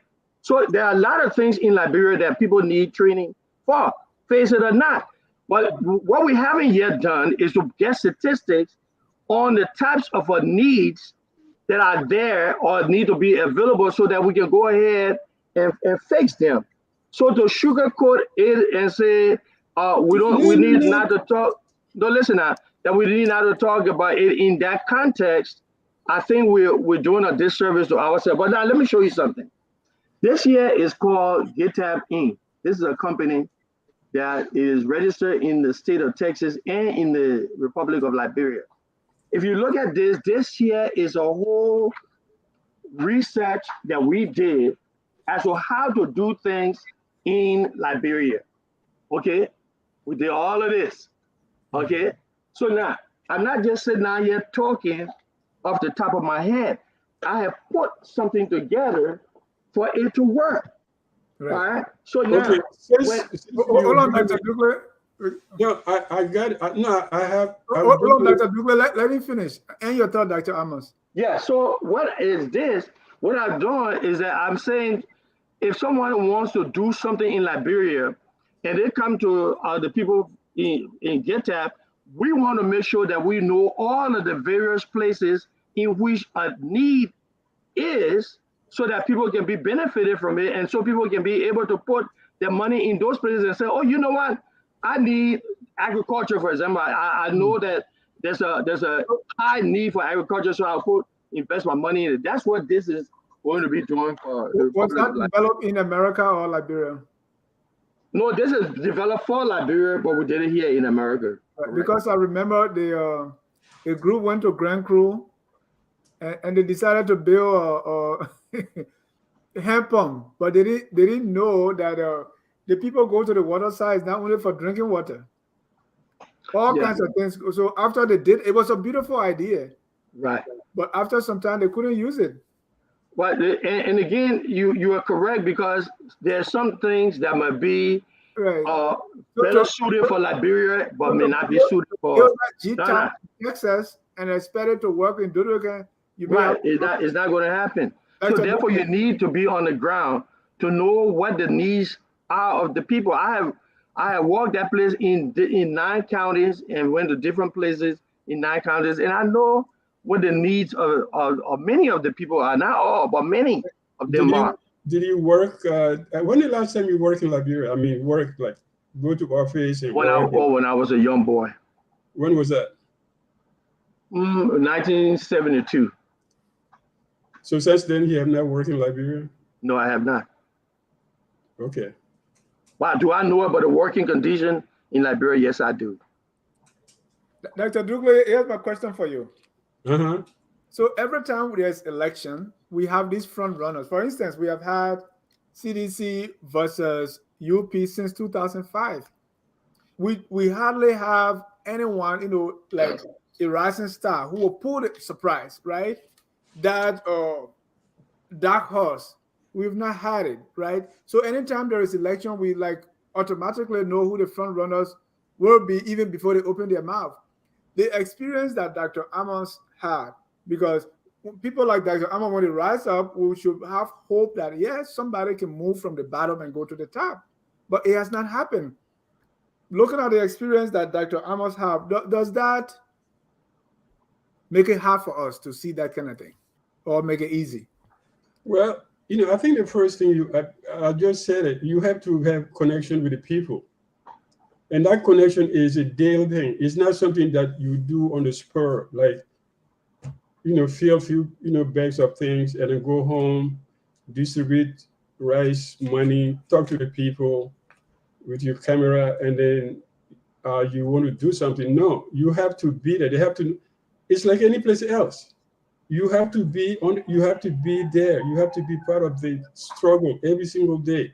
They have to see you every day. It's not like you go on vacation and say, okay, I'm on vacation, I'm going to run for something. And then you come back. I'm going to go get money and come back. That doesn't work. Why we don't have a dark horse rising? Well, I could say if somebody like Gongolo had money, it could have been a dark horse rising, right? If Moniba probably had money, he would have been, because they've been on the ground, people know them, they have that connection with the people, and therefore they can run, they can do something with it, but they don't have that capacity. Moniba doesn't have the name recognition yet. Jugonglo does not have the, the money, I think, but maybe he will have a few millions down the line. But definitely, if they, there's a possibility of dark horse, but it has to be homegrown. You have to be homegrown, not because you need to be home, because people have to have you in their mind. They have to think about you every single day and know you're there. So if you're not there, you can't be it. If you're not there, you cannot be it. And that's what I was concerned about. That you, I want to go to Honorable Greaves. You see, there's the way he has not talked for a long time. There's a story where they took the baby from the burn, and the man said, when you were taking the baby, when you're taking the baby, he said, oh, you were so mad. He said, okay, let's eat it. The next day, he took the baby. He said, when you were taking the baby, say anything. He said, no. He said nothing. He said, take it back. That if that person don't talk, that's serious. So let me go to Dr. Honorable Greaves to see, because we don't like him when he's not talking. You have any comment? I know we threw a lot of things. Yeah, I mean, just simply open the phone line shortly. Just simply put, these are some of the problems we face, especially with those of us abroad in the diaspora.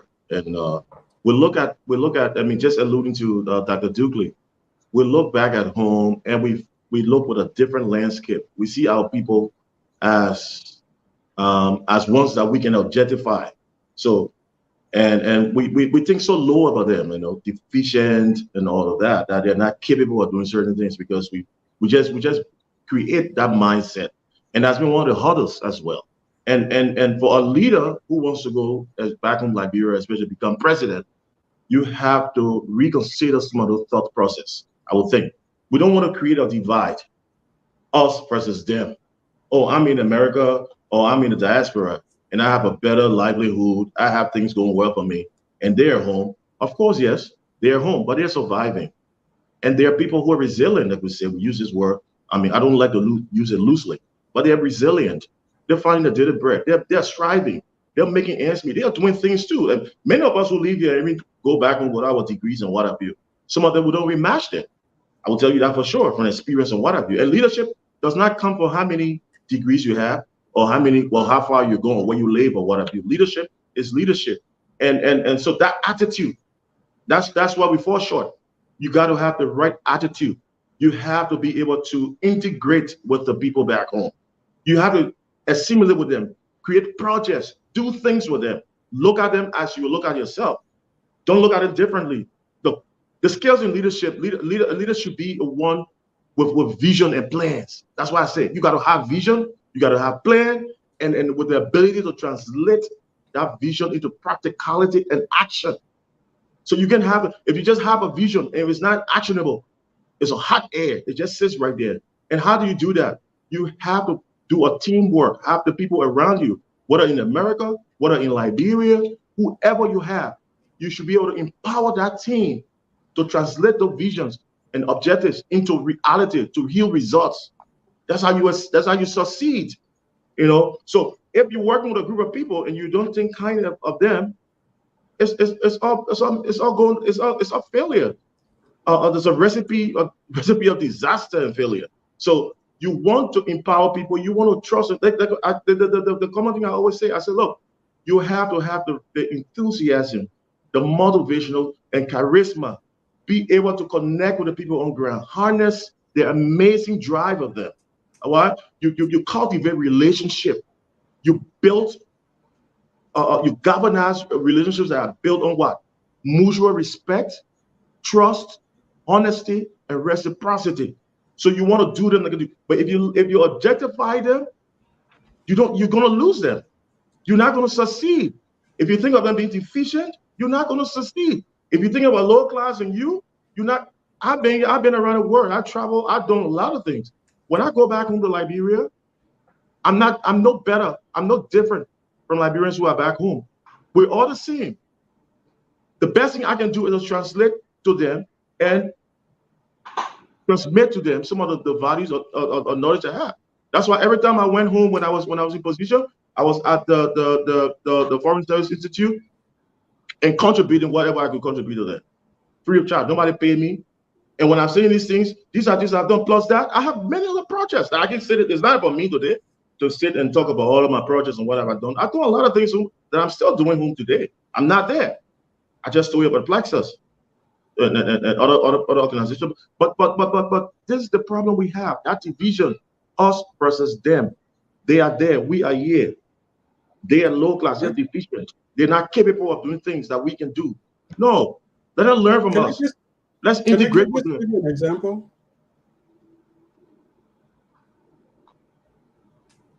Yeah, I just want to give an example of how people work. You know, people at home.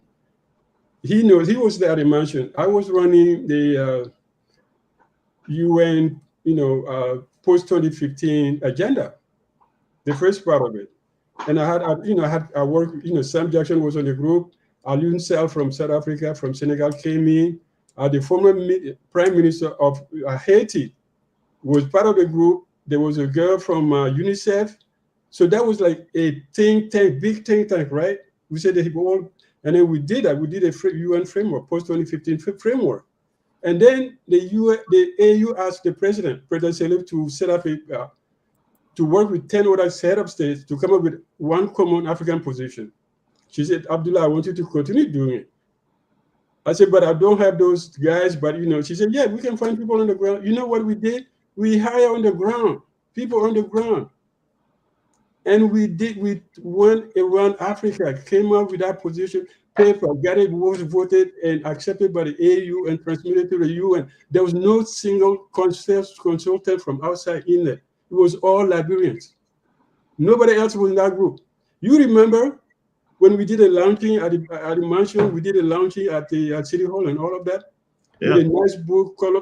It was done by Liberians, printed in Liberia. There was no consultant. Nobody came from America. I was on the ground. We did that. The first group was international consultants. And then the second group, I said, Madam, she said, yeah, you can find people on the ground to find it. And I looked and I found people to do that work. For 2 years, we came up with a common African position. So, if you're there, you can find it. Talent is there. Talents are there. So mechanics, everybody's a mechanic in Liberia. They might, repair your car and forget some parts, but they will repair it. So let me ask a question. The question is, how long did it take you to vet the people that you found for the project? How long? Yeah. Not long. I just interviewed people. I interviewed people and they came. I made an announcement. People came for interview. 1 year, 1 day, 3 years, or what? No, the whole project was 2 years. 2 years, right? He had a structure, he had a plan, and it was executed. So you have people to do the follow through right away. So where, and the money came from where? The money, we raised the money from using international money. Okay. We never got money from Liberia. We never took one dime from Liberian budget. Okay. So now, isn't it true then that Liberians themselves can be self-sufficient? Yeah, but what Okay. is money? So is anybody, listen. So is anybody grooming Liberian people on how to become self-sufficient? But you're taking money from, listen. Dr. Ammons, just make your point because I want to bring the point is that when you talk about, you can hire people on the ground, it depends on what kind of work you're doing or what kind of job you have that you're proposing. Not everybody is a technologist. It was an AU project. Okay. Project. No, listen now. Thank you. I think I got it drift. It doesn't matter. It doesn't matter the source of resources. Okay. What I want to do is to equip Liberians so Liberians would not be looking out for handouts or looking out for some to come into the country. That's what I want to do. But when you bring money in the country, you say, "Oh, we hire Liberians," and stuff like that. The money comes from the outside. So if for a period of time, for 2 years, what happened? They have to live. They have to eat. After 2 years, what's going to happen? So why I applaud you for bringing a project that lasts for 2 years. But I will also point out to you that if we wanted to make good on the things that need to be done, we can start helping to equip Liberians so they can be self-sufficient. Because, like someone said earlier, you know that you've been to different countries, but the fact of the matter, majority of Liberian people cannot travel. So they are inside of a bubble. They can't get out. But you can. Because when you get tired, you can get on the plane and be in America. They can. The majority of Liberians cannot. But if we make it possible, so that many or some Liberians can be able to jump on the plane anytime, which is self-sufficiency and job creation, then those are the types of things that I am concerned about as president, so that Liberian people can be better off. I think we're losing the topic now because we're going to something completely. Thank you. We're going to something completely different. Thank you, ladies and gentlemen. If you are just joining us, this is Tough Talking Thursday. If you want to be part of the conversation, call 605-313-6004. The code is 791-3#. Also, we at Focus on Liberia, we have embarked on a project of an office space in Monrovia. So if you want to donate to that effort, our Cash App and Zelle information is on the screen. Thank you so much. Let me bring in our callers now to participate. Our first caller here is Flomo Livingstone. Flomo. Mr. John, thank you for the show. Thank you to the panelists.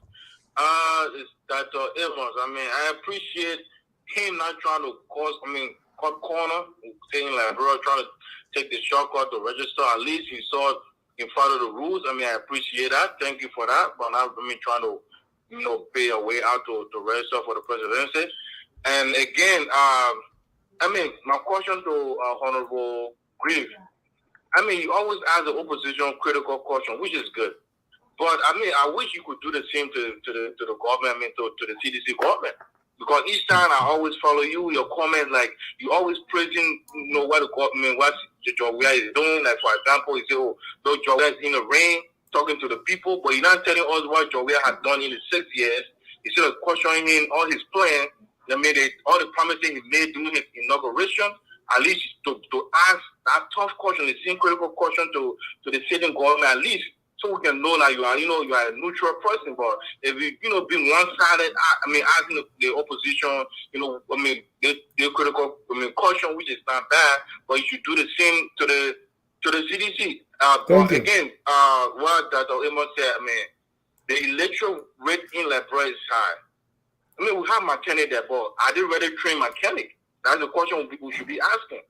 Not just someone coming to work on your car, and then just damage all, try to destroy all the things that's not wrong with the car. So we need trained people, and I know there are well-trained mechanics in Liberia that can be used, but the opportunity is not there. So I hope we can, have a good leader who will implement the all that. I saw his plan.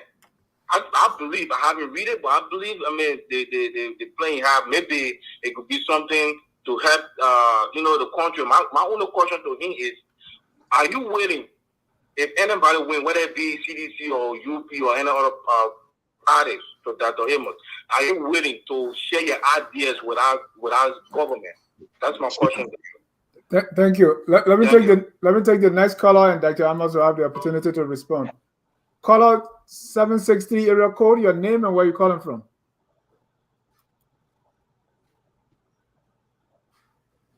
763-342-3590. Your name and where you're calling from.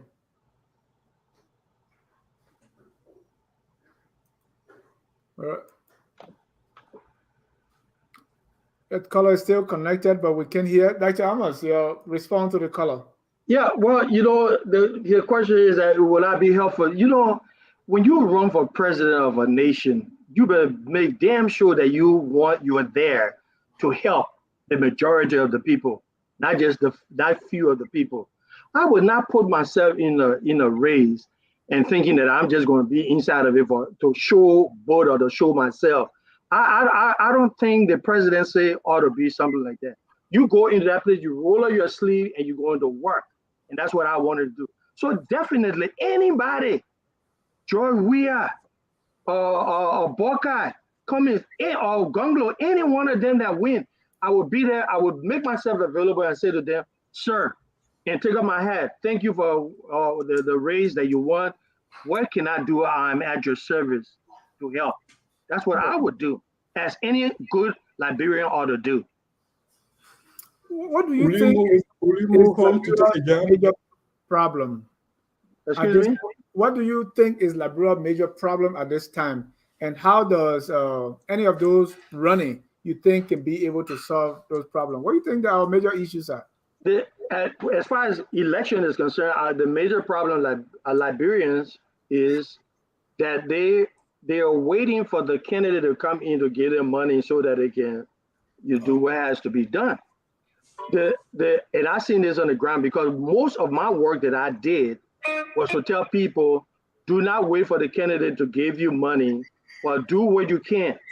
People had asked me before, said, what have you done for Liberia that you want to run for president? And I turned it around and said, well, what have you done for Liberia? Right. Well, I'm not running for president. My question here is, we know there are plenty of problems in Liberia we want to solve. But the main one, as far as the election is concerned, is that the other one that has nothing to do with the election is that the people do not know, or rather the leaders have not come together to make sure that the people should be taken care of in a way that, which if they cannot take care of themselves, that we would provide opportunities for them to care for themselves. We haven't yet come to an agreement as to how that's going to be done.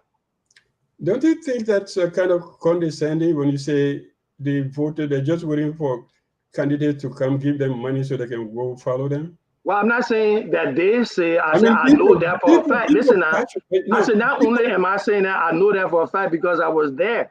Yeah, the guy calls me up on the phone.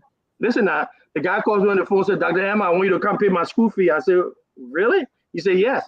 He said, I want, and if someone tell me who he is, ask me who he is, I can call his name and he will attest to that. He said, yes, I want you to pay my tuition. I said, Papa, I don't have money to pay. I'm saying, okay, 2-3 people call you, but that people who vote in Liberia, they have passion. They know the candidates. They want the candidates. And some people buy their own T-shirt. When last were you in Liberia, Dr. Dukley? When last were you in Liberia? Doesn't matter. Let me bring in. I asked Dr. Dukley, when last was he in Liberia? Hold on. Let me bring in. And if you are in Liberia, you want to call our WhatsApp number, please go ahead and call 978-726-6965. Our next caller here, 763 area code. Your name and where you calling from? Hello, caller. Your name and where you calling from? I think your phone is on mute. Unmute that and be able to talk. We can hear you.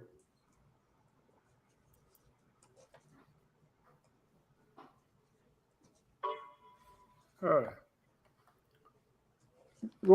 Go ahead. You were asking Dr. Duke when was he? Yeah, when was the last time he was home?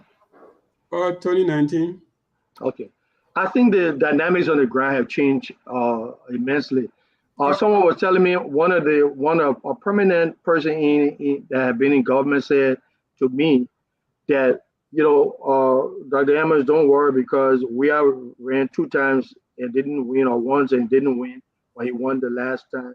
Ellen ran 3 times and the 3rd time and she won. So don't give up. But my point here is this, is that you have to be there on the ground to understand the plight of the Liberian people. You can't say, oh, the Liberian people is this or the that, and you don't know what I worked there for 12 years. I worked there for 12 years till 2018. Okay. But okay, so I'm am always in and out of Liberia. Yeah, but you are in and out. I was there for 12 years. Hold on, let me bring you a question. But I worked there before, so now I'm asking you. Yeah, but when you were there. When you were 22. Hold on, let me bring in a caller. I was there for the war. I was there for the war. So let me take. I was there at the war. So you want to say because all the people who were not there for the war are unpatriotic? Is that what you're trying to say? You're asking me, no, not patriotism. No, but don't even go down that road. Don't go down that road because that is being biased. All right, let me bring in one caller. Caller, your name and where you calling from? How you doing? This is Elvis calling from Minnesota. Go ahead, Elvis. Hello to you and the panelists, Dr. Ammons. I just want to say, like, with all due respect, I don't think you're qualified, to be president. And I don't think you've built up a constituency. Evans, qualification for president in Liberia, it's by the constitution, right? You think he doesn't meet that? Well, I guess in theory you meet it, but the second point I'm making. Right. So don't say you are not qualified because the constitution qualifies him. Go ahead. Right. Constitutionally, you're qualified. But like you said, you haven't, worked or lived in Liberia consistently since 1972. So I think you might be detached or, I didn't say that. Connected with the people back home. I didn't say that. And some of the things that you said about your registration, not being able to register. So I guess officially you were never a presidential candidate because you wasn't registered with the NEC. But the plans and the proposal that you've put up front today on the platform is left some of us wanting more, because even your interaction with Honorable Breeze has been something of a letdown. But I think you have some good economic plans, and I think that's where your strong suit is. Maybe you can make some proposals to give it to whatever party you're going to endorse. Maybe that's where your strength will show brightest. Well, thank you for being on the platform, but for me, it was a little disappointing, on your arguments tonight. I'll leave it there. Thank you for taking my comments with that. Thank you.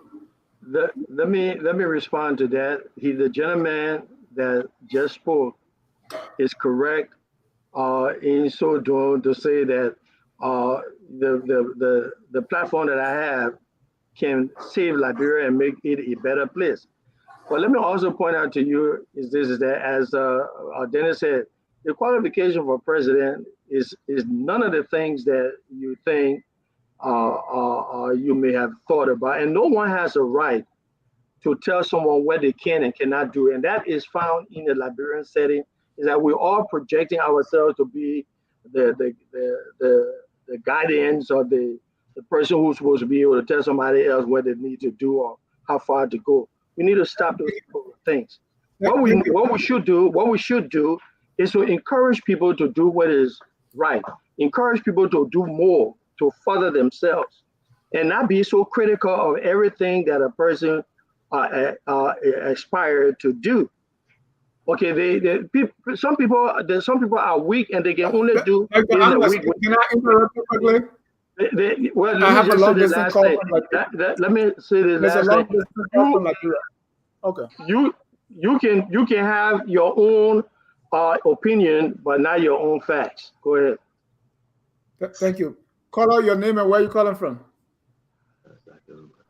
Thank you very much, Mr. Dennis. I'm G. Lawrence S. Ganawa. I'm calling from the Kiana Grand Bassa County. Go ahead, Lawrence. Thanks to your panelists and Mr. Ammon in Liberia, I can say it's good morning. How are you all doing?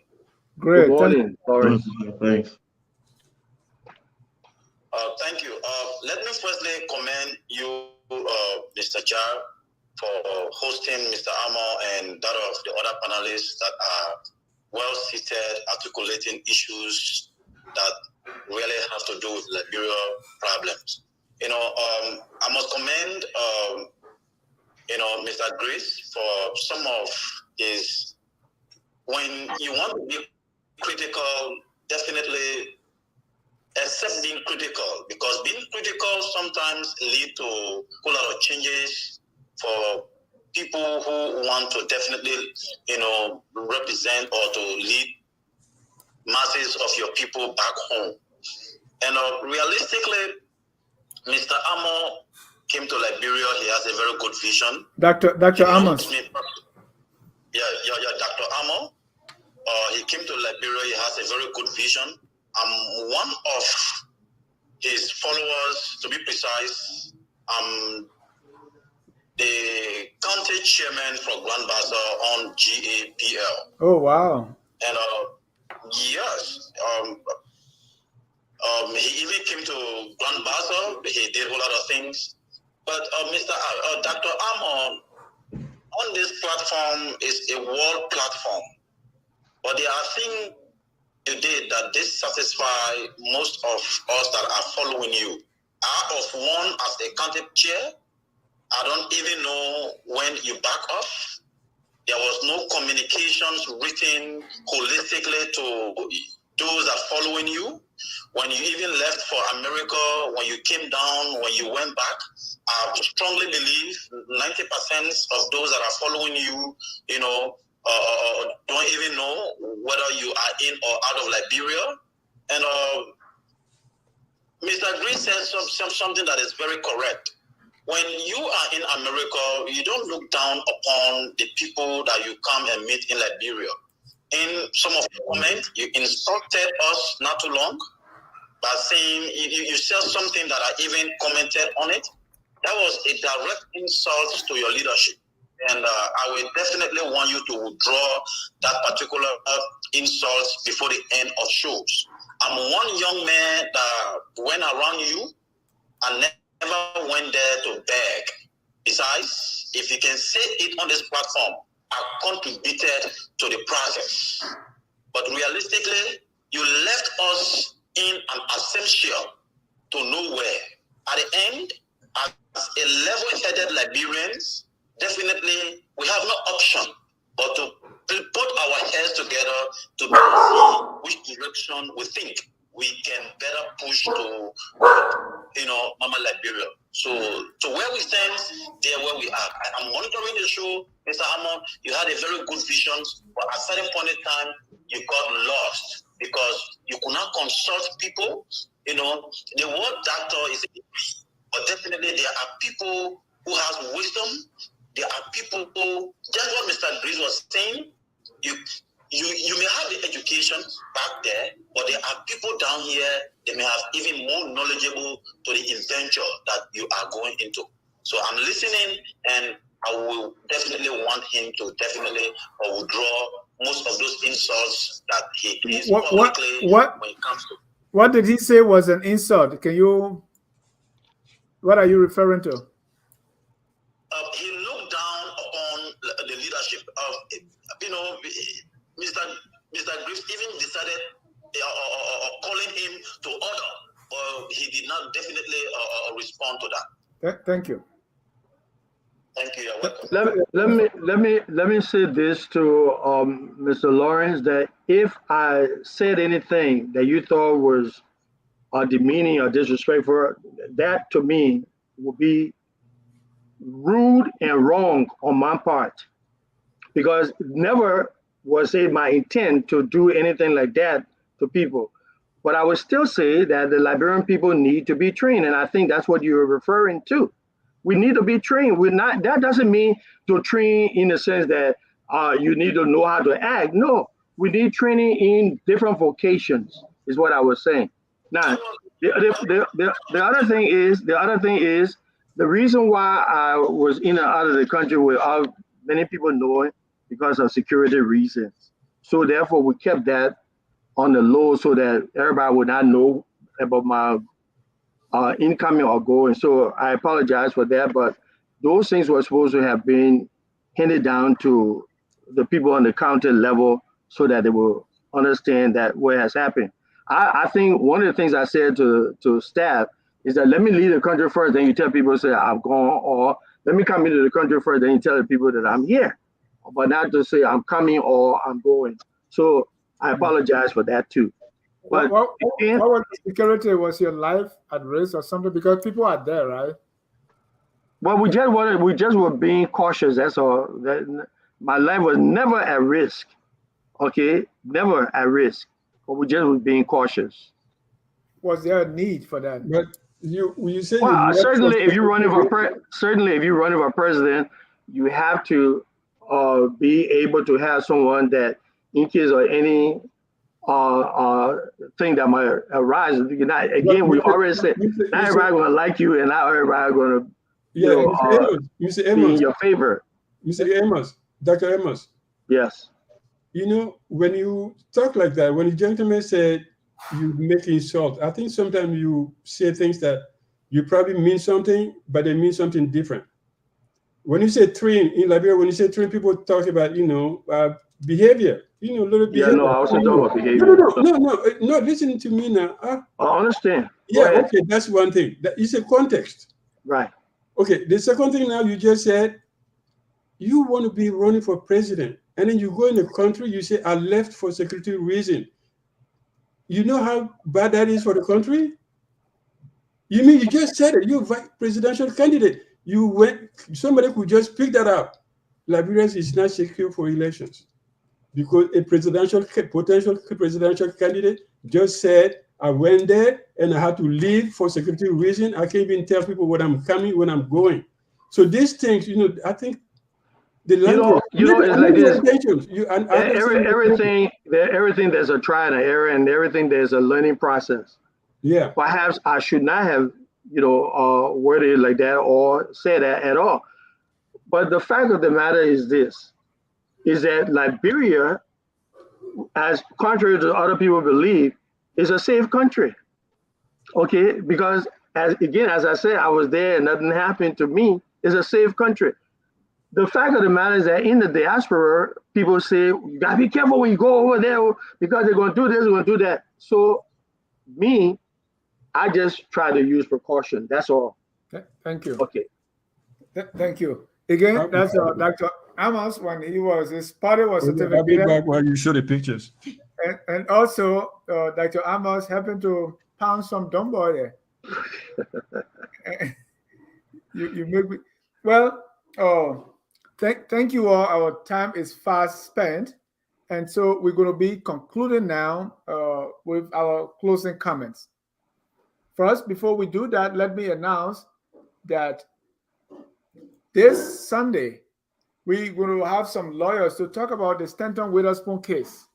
According to what is being reported, Mr. Witherspoon is entering what they call change of plea. We're going to call the lawyers to tell us what that means and more. Tune in. That's Sunday at 8 p.m. You don't want to miss it.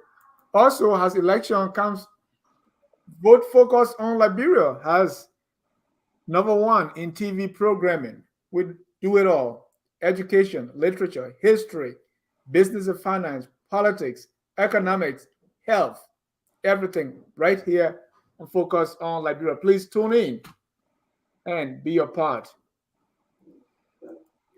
Dr. Ammons, thank you very much for accepting our invitation to come here and talk tough. Next Thursday, another Thursday, please feel free to come back and let's talk tough. We didn't even get into the political landscape. So one last question before we give our closing is, looking at the political landscape now, who you think will win and why?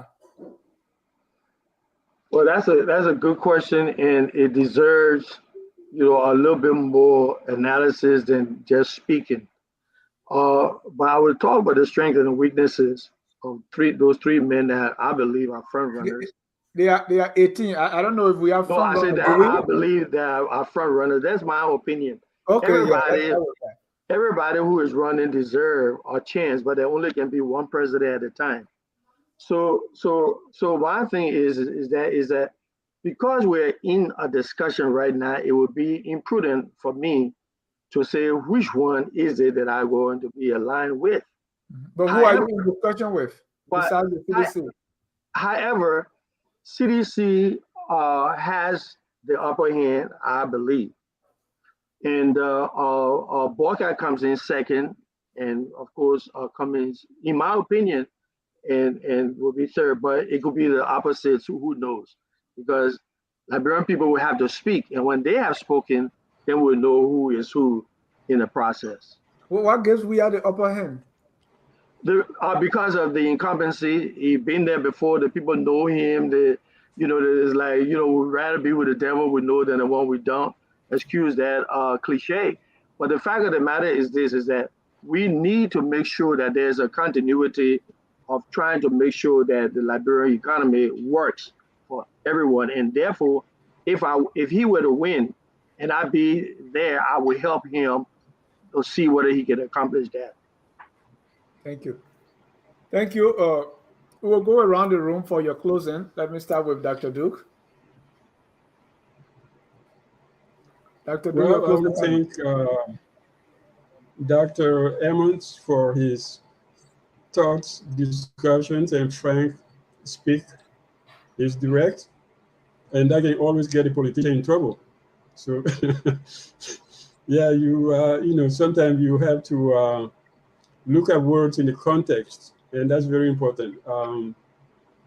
Everybody know we need education in Liberia. I mean, that the school system broken down from the war has never recovered.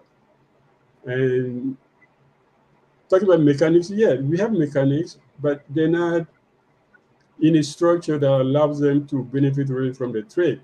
But they can dismantle any car and put it back together. Yeah. So if we need to restructure the country needs to be restructured along the path that, where we, and going back to that idea of the minerals and all of that, we have to, at some point, we have to get out this mentality that wealth comes from outside, that we have to sell something to people, that we have to sell iron or diamond or uranium. No, why can't we do it ourselves? Why not project that and say, okay, you don't take one load of iron ore out of Liberia except you transform it into something else and sell it so we can know the benefit. Because the money is not in the mine, it's the factory that makes the steel. So if you're selling the iron ore, you're not getting anything. You just get the lowest job in the country. 200-300 people, miners, working there, they don't get anything. But if you have a steel mill, from the accountant to the president, to the directors, to the engineers, you form people, you teach them. We have done this thing before, from Lamco to whatever you call them. So this mineral thing, exporting minerals and stuff, is not good. It's not. Look at what's happening to the Western Cluster. They're digging the iron ore and transporting by truck to villages. Iron ore, 2 villages to go to the port of Monrovia. So I think we need to rethink the whole process. What is development? It's not something that somebody deliver to you like they deliver pizza to you. You have to be homegrown. You have to be done at home. It may take a long time, but it takes that energy from the ground to do it. It's not something that somebody can bring you. I don't care how many papers you develop, how many programs you develop. It's not working until you know exactly what Liberia wants to do. Because if you don't know what Liberia wants to do and what Liberia wants to be, those models don't function.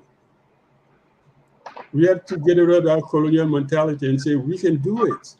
We don't need, we don't need outside people. We don't need to sell our minerals. We don't need to do this. We don't need to be begging because we think knowledge comes from somewhere else. Knowledge is there on the ground every day. If you sit, you listen, you watch people, they survive. That's humanity in motion. Humanity in motion is people live their lives the way they want to live it. And they may change, they may not change, but they change. But you can go and say, okay, I'm going to save you from yourself.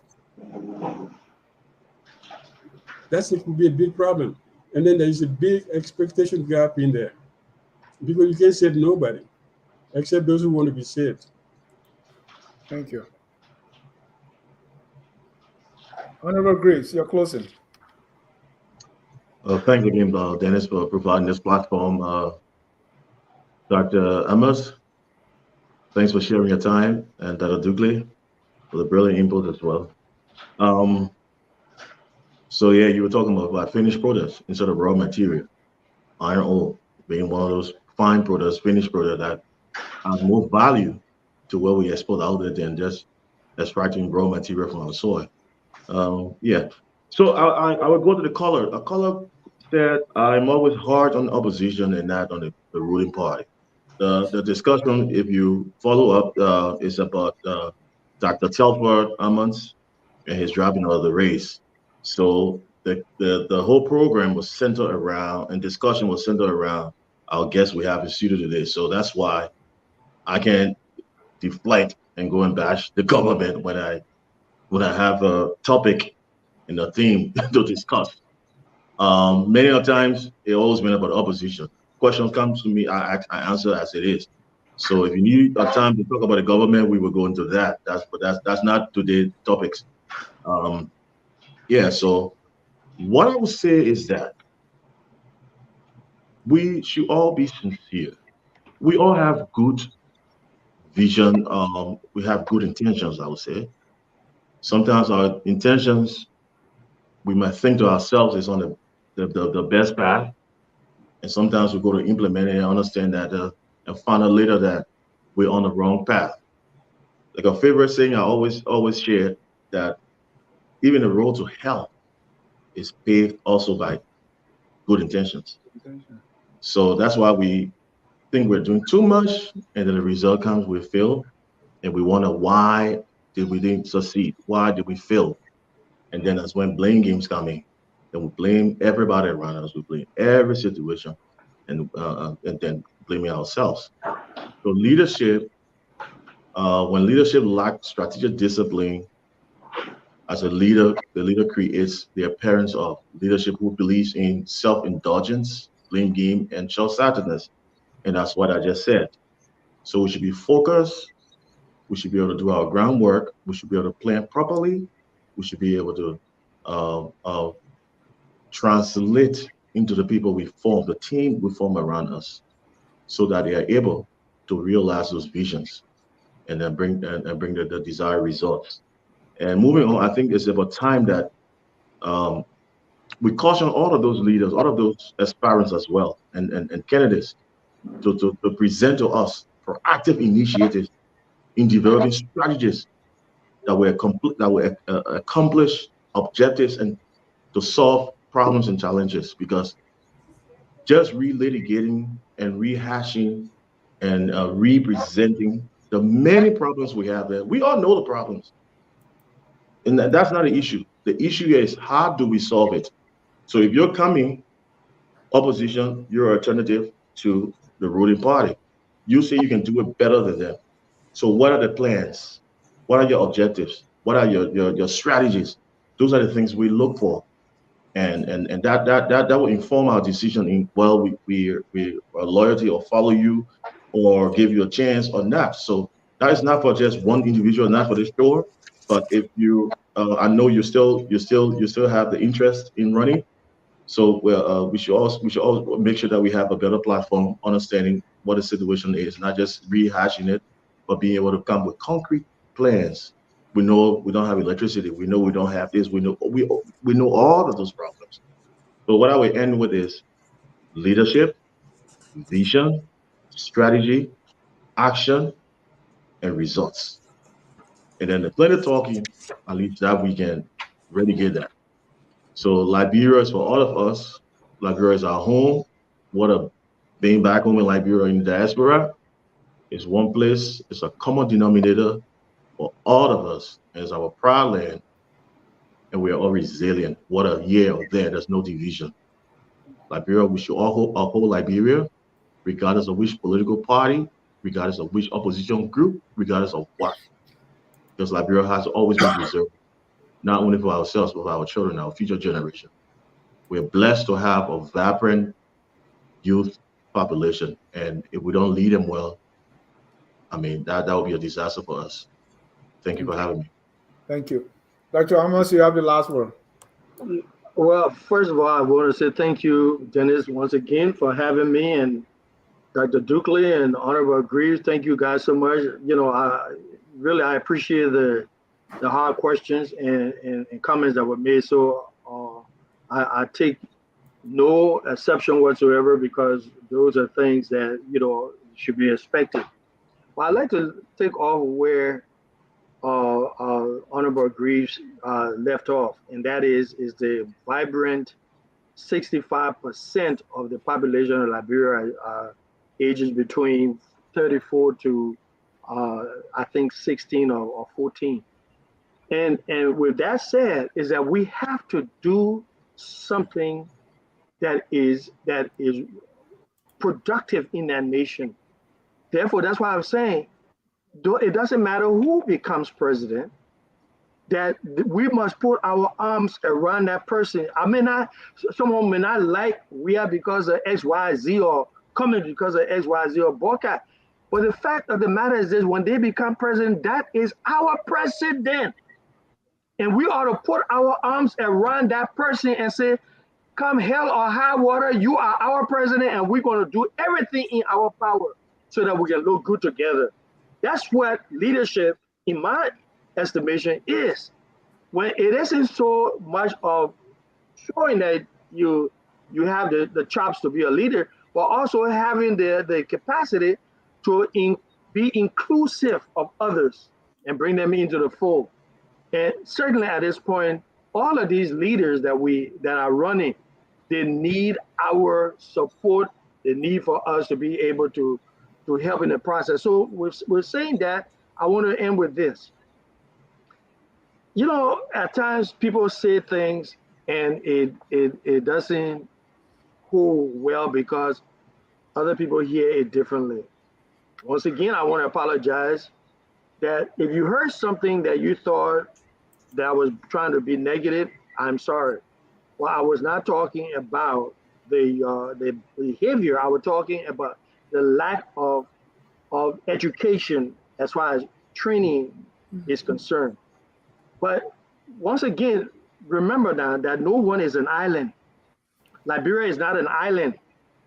Every type of productivity that we come up with has to either be consumed or be sold for other people's consumption.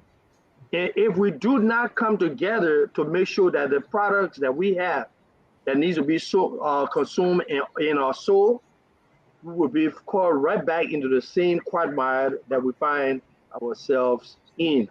So therefore, my suggestion to us as Liberian people is this. Let's hold together, number one. There are many things that we can do to help this nation get out of the rut. Liberians in the diaspora is worth $15 billion, and someone told me the other day is more like 20. So if we can get about 10% of that amount and use it in such a way that it becomes a conduit to help and facilitate change and progress in Liberia, that's what I would like to do to run after and make sure that it works. But to sit back down and do absolutely nothing and criticize, to me, is not productive. We need a productive nation. Thank you. Thank you so much, Dr. Ammons. Thank you, Honorable Greaves, and thank you, Dr. Duke. I want to thank our viewers for watching, and even those who will watch later. Always focus on Liberia, where we educate, we elevate, and promote all things Liberia. On that note, we're going to close with our song that says, whether you are Pele, Mandingo, Vaikru, Grebo, or Loma, we are all Liberians. What is incumbent upon all of us is to make our country do our very best to make the glorious land of liberty. Have a good night and God bless you. We are Labira. Labira is our home. Labira people.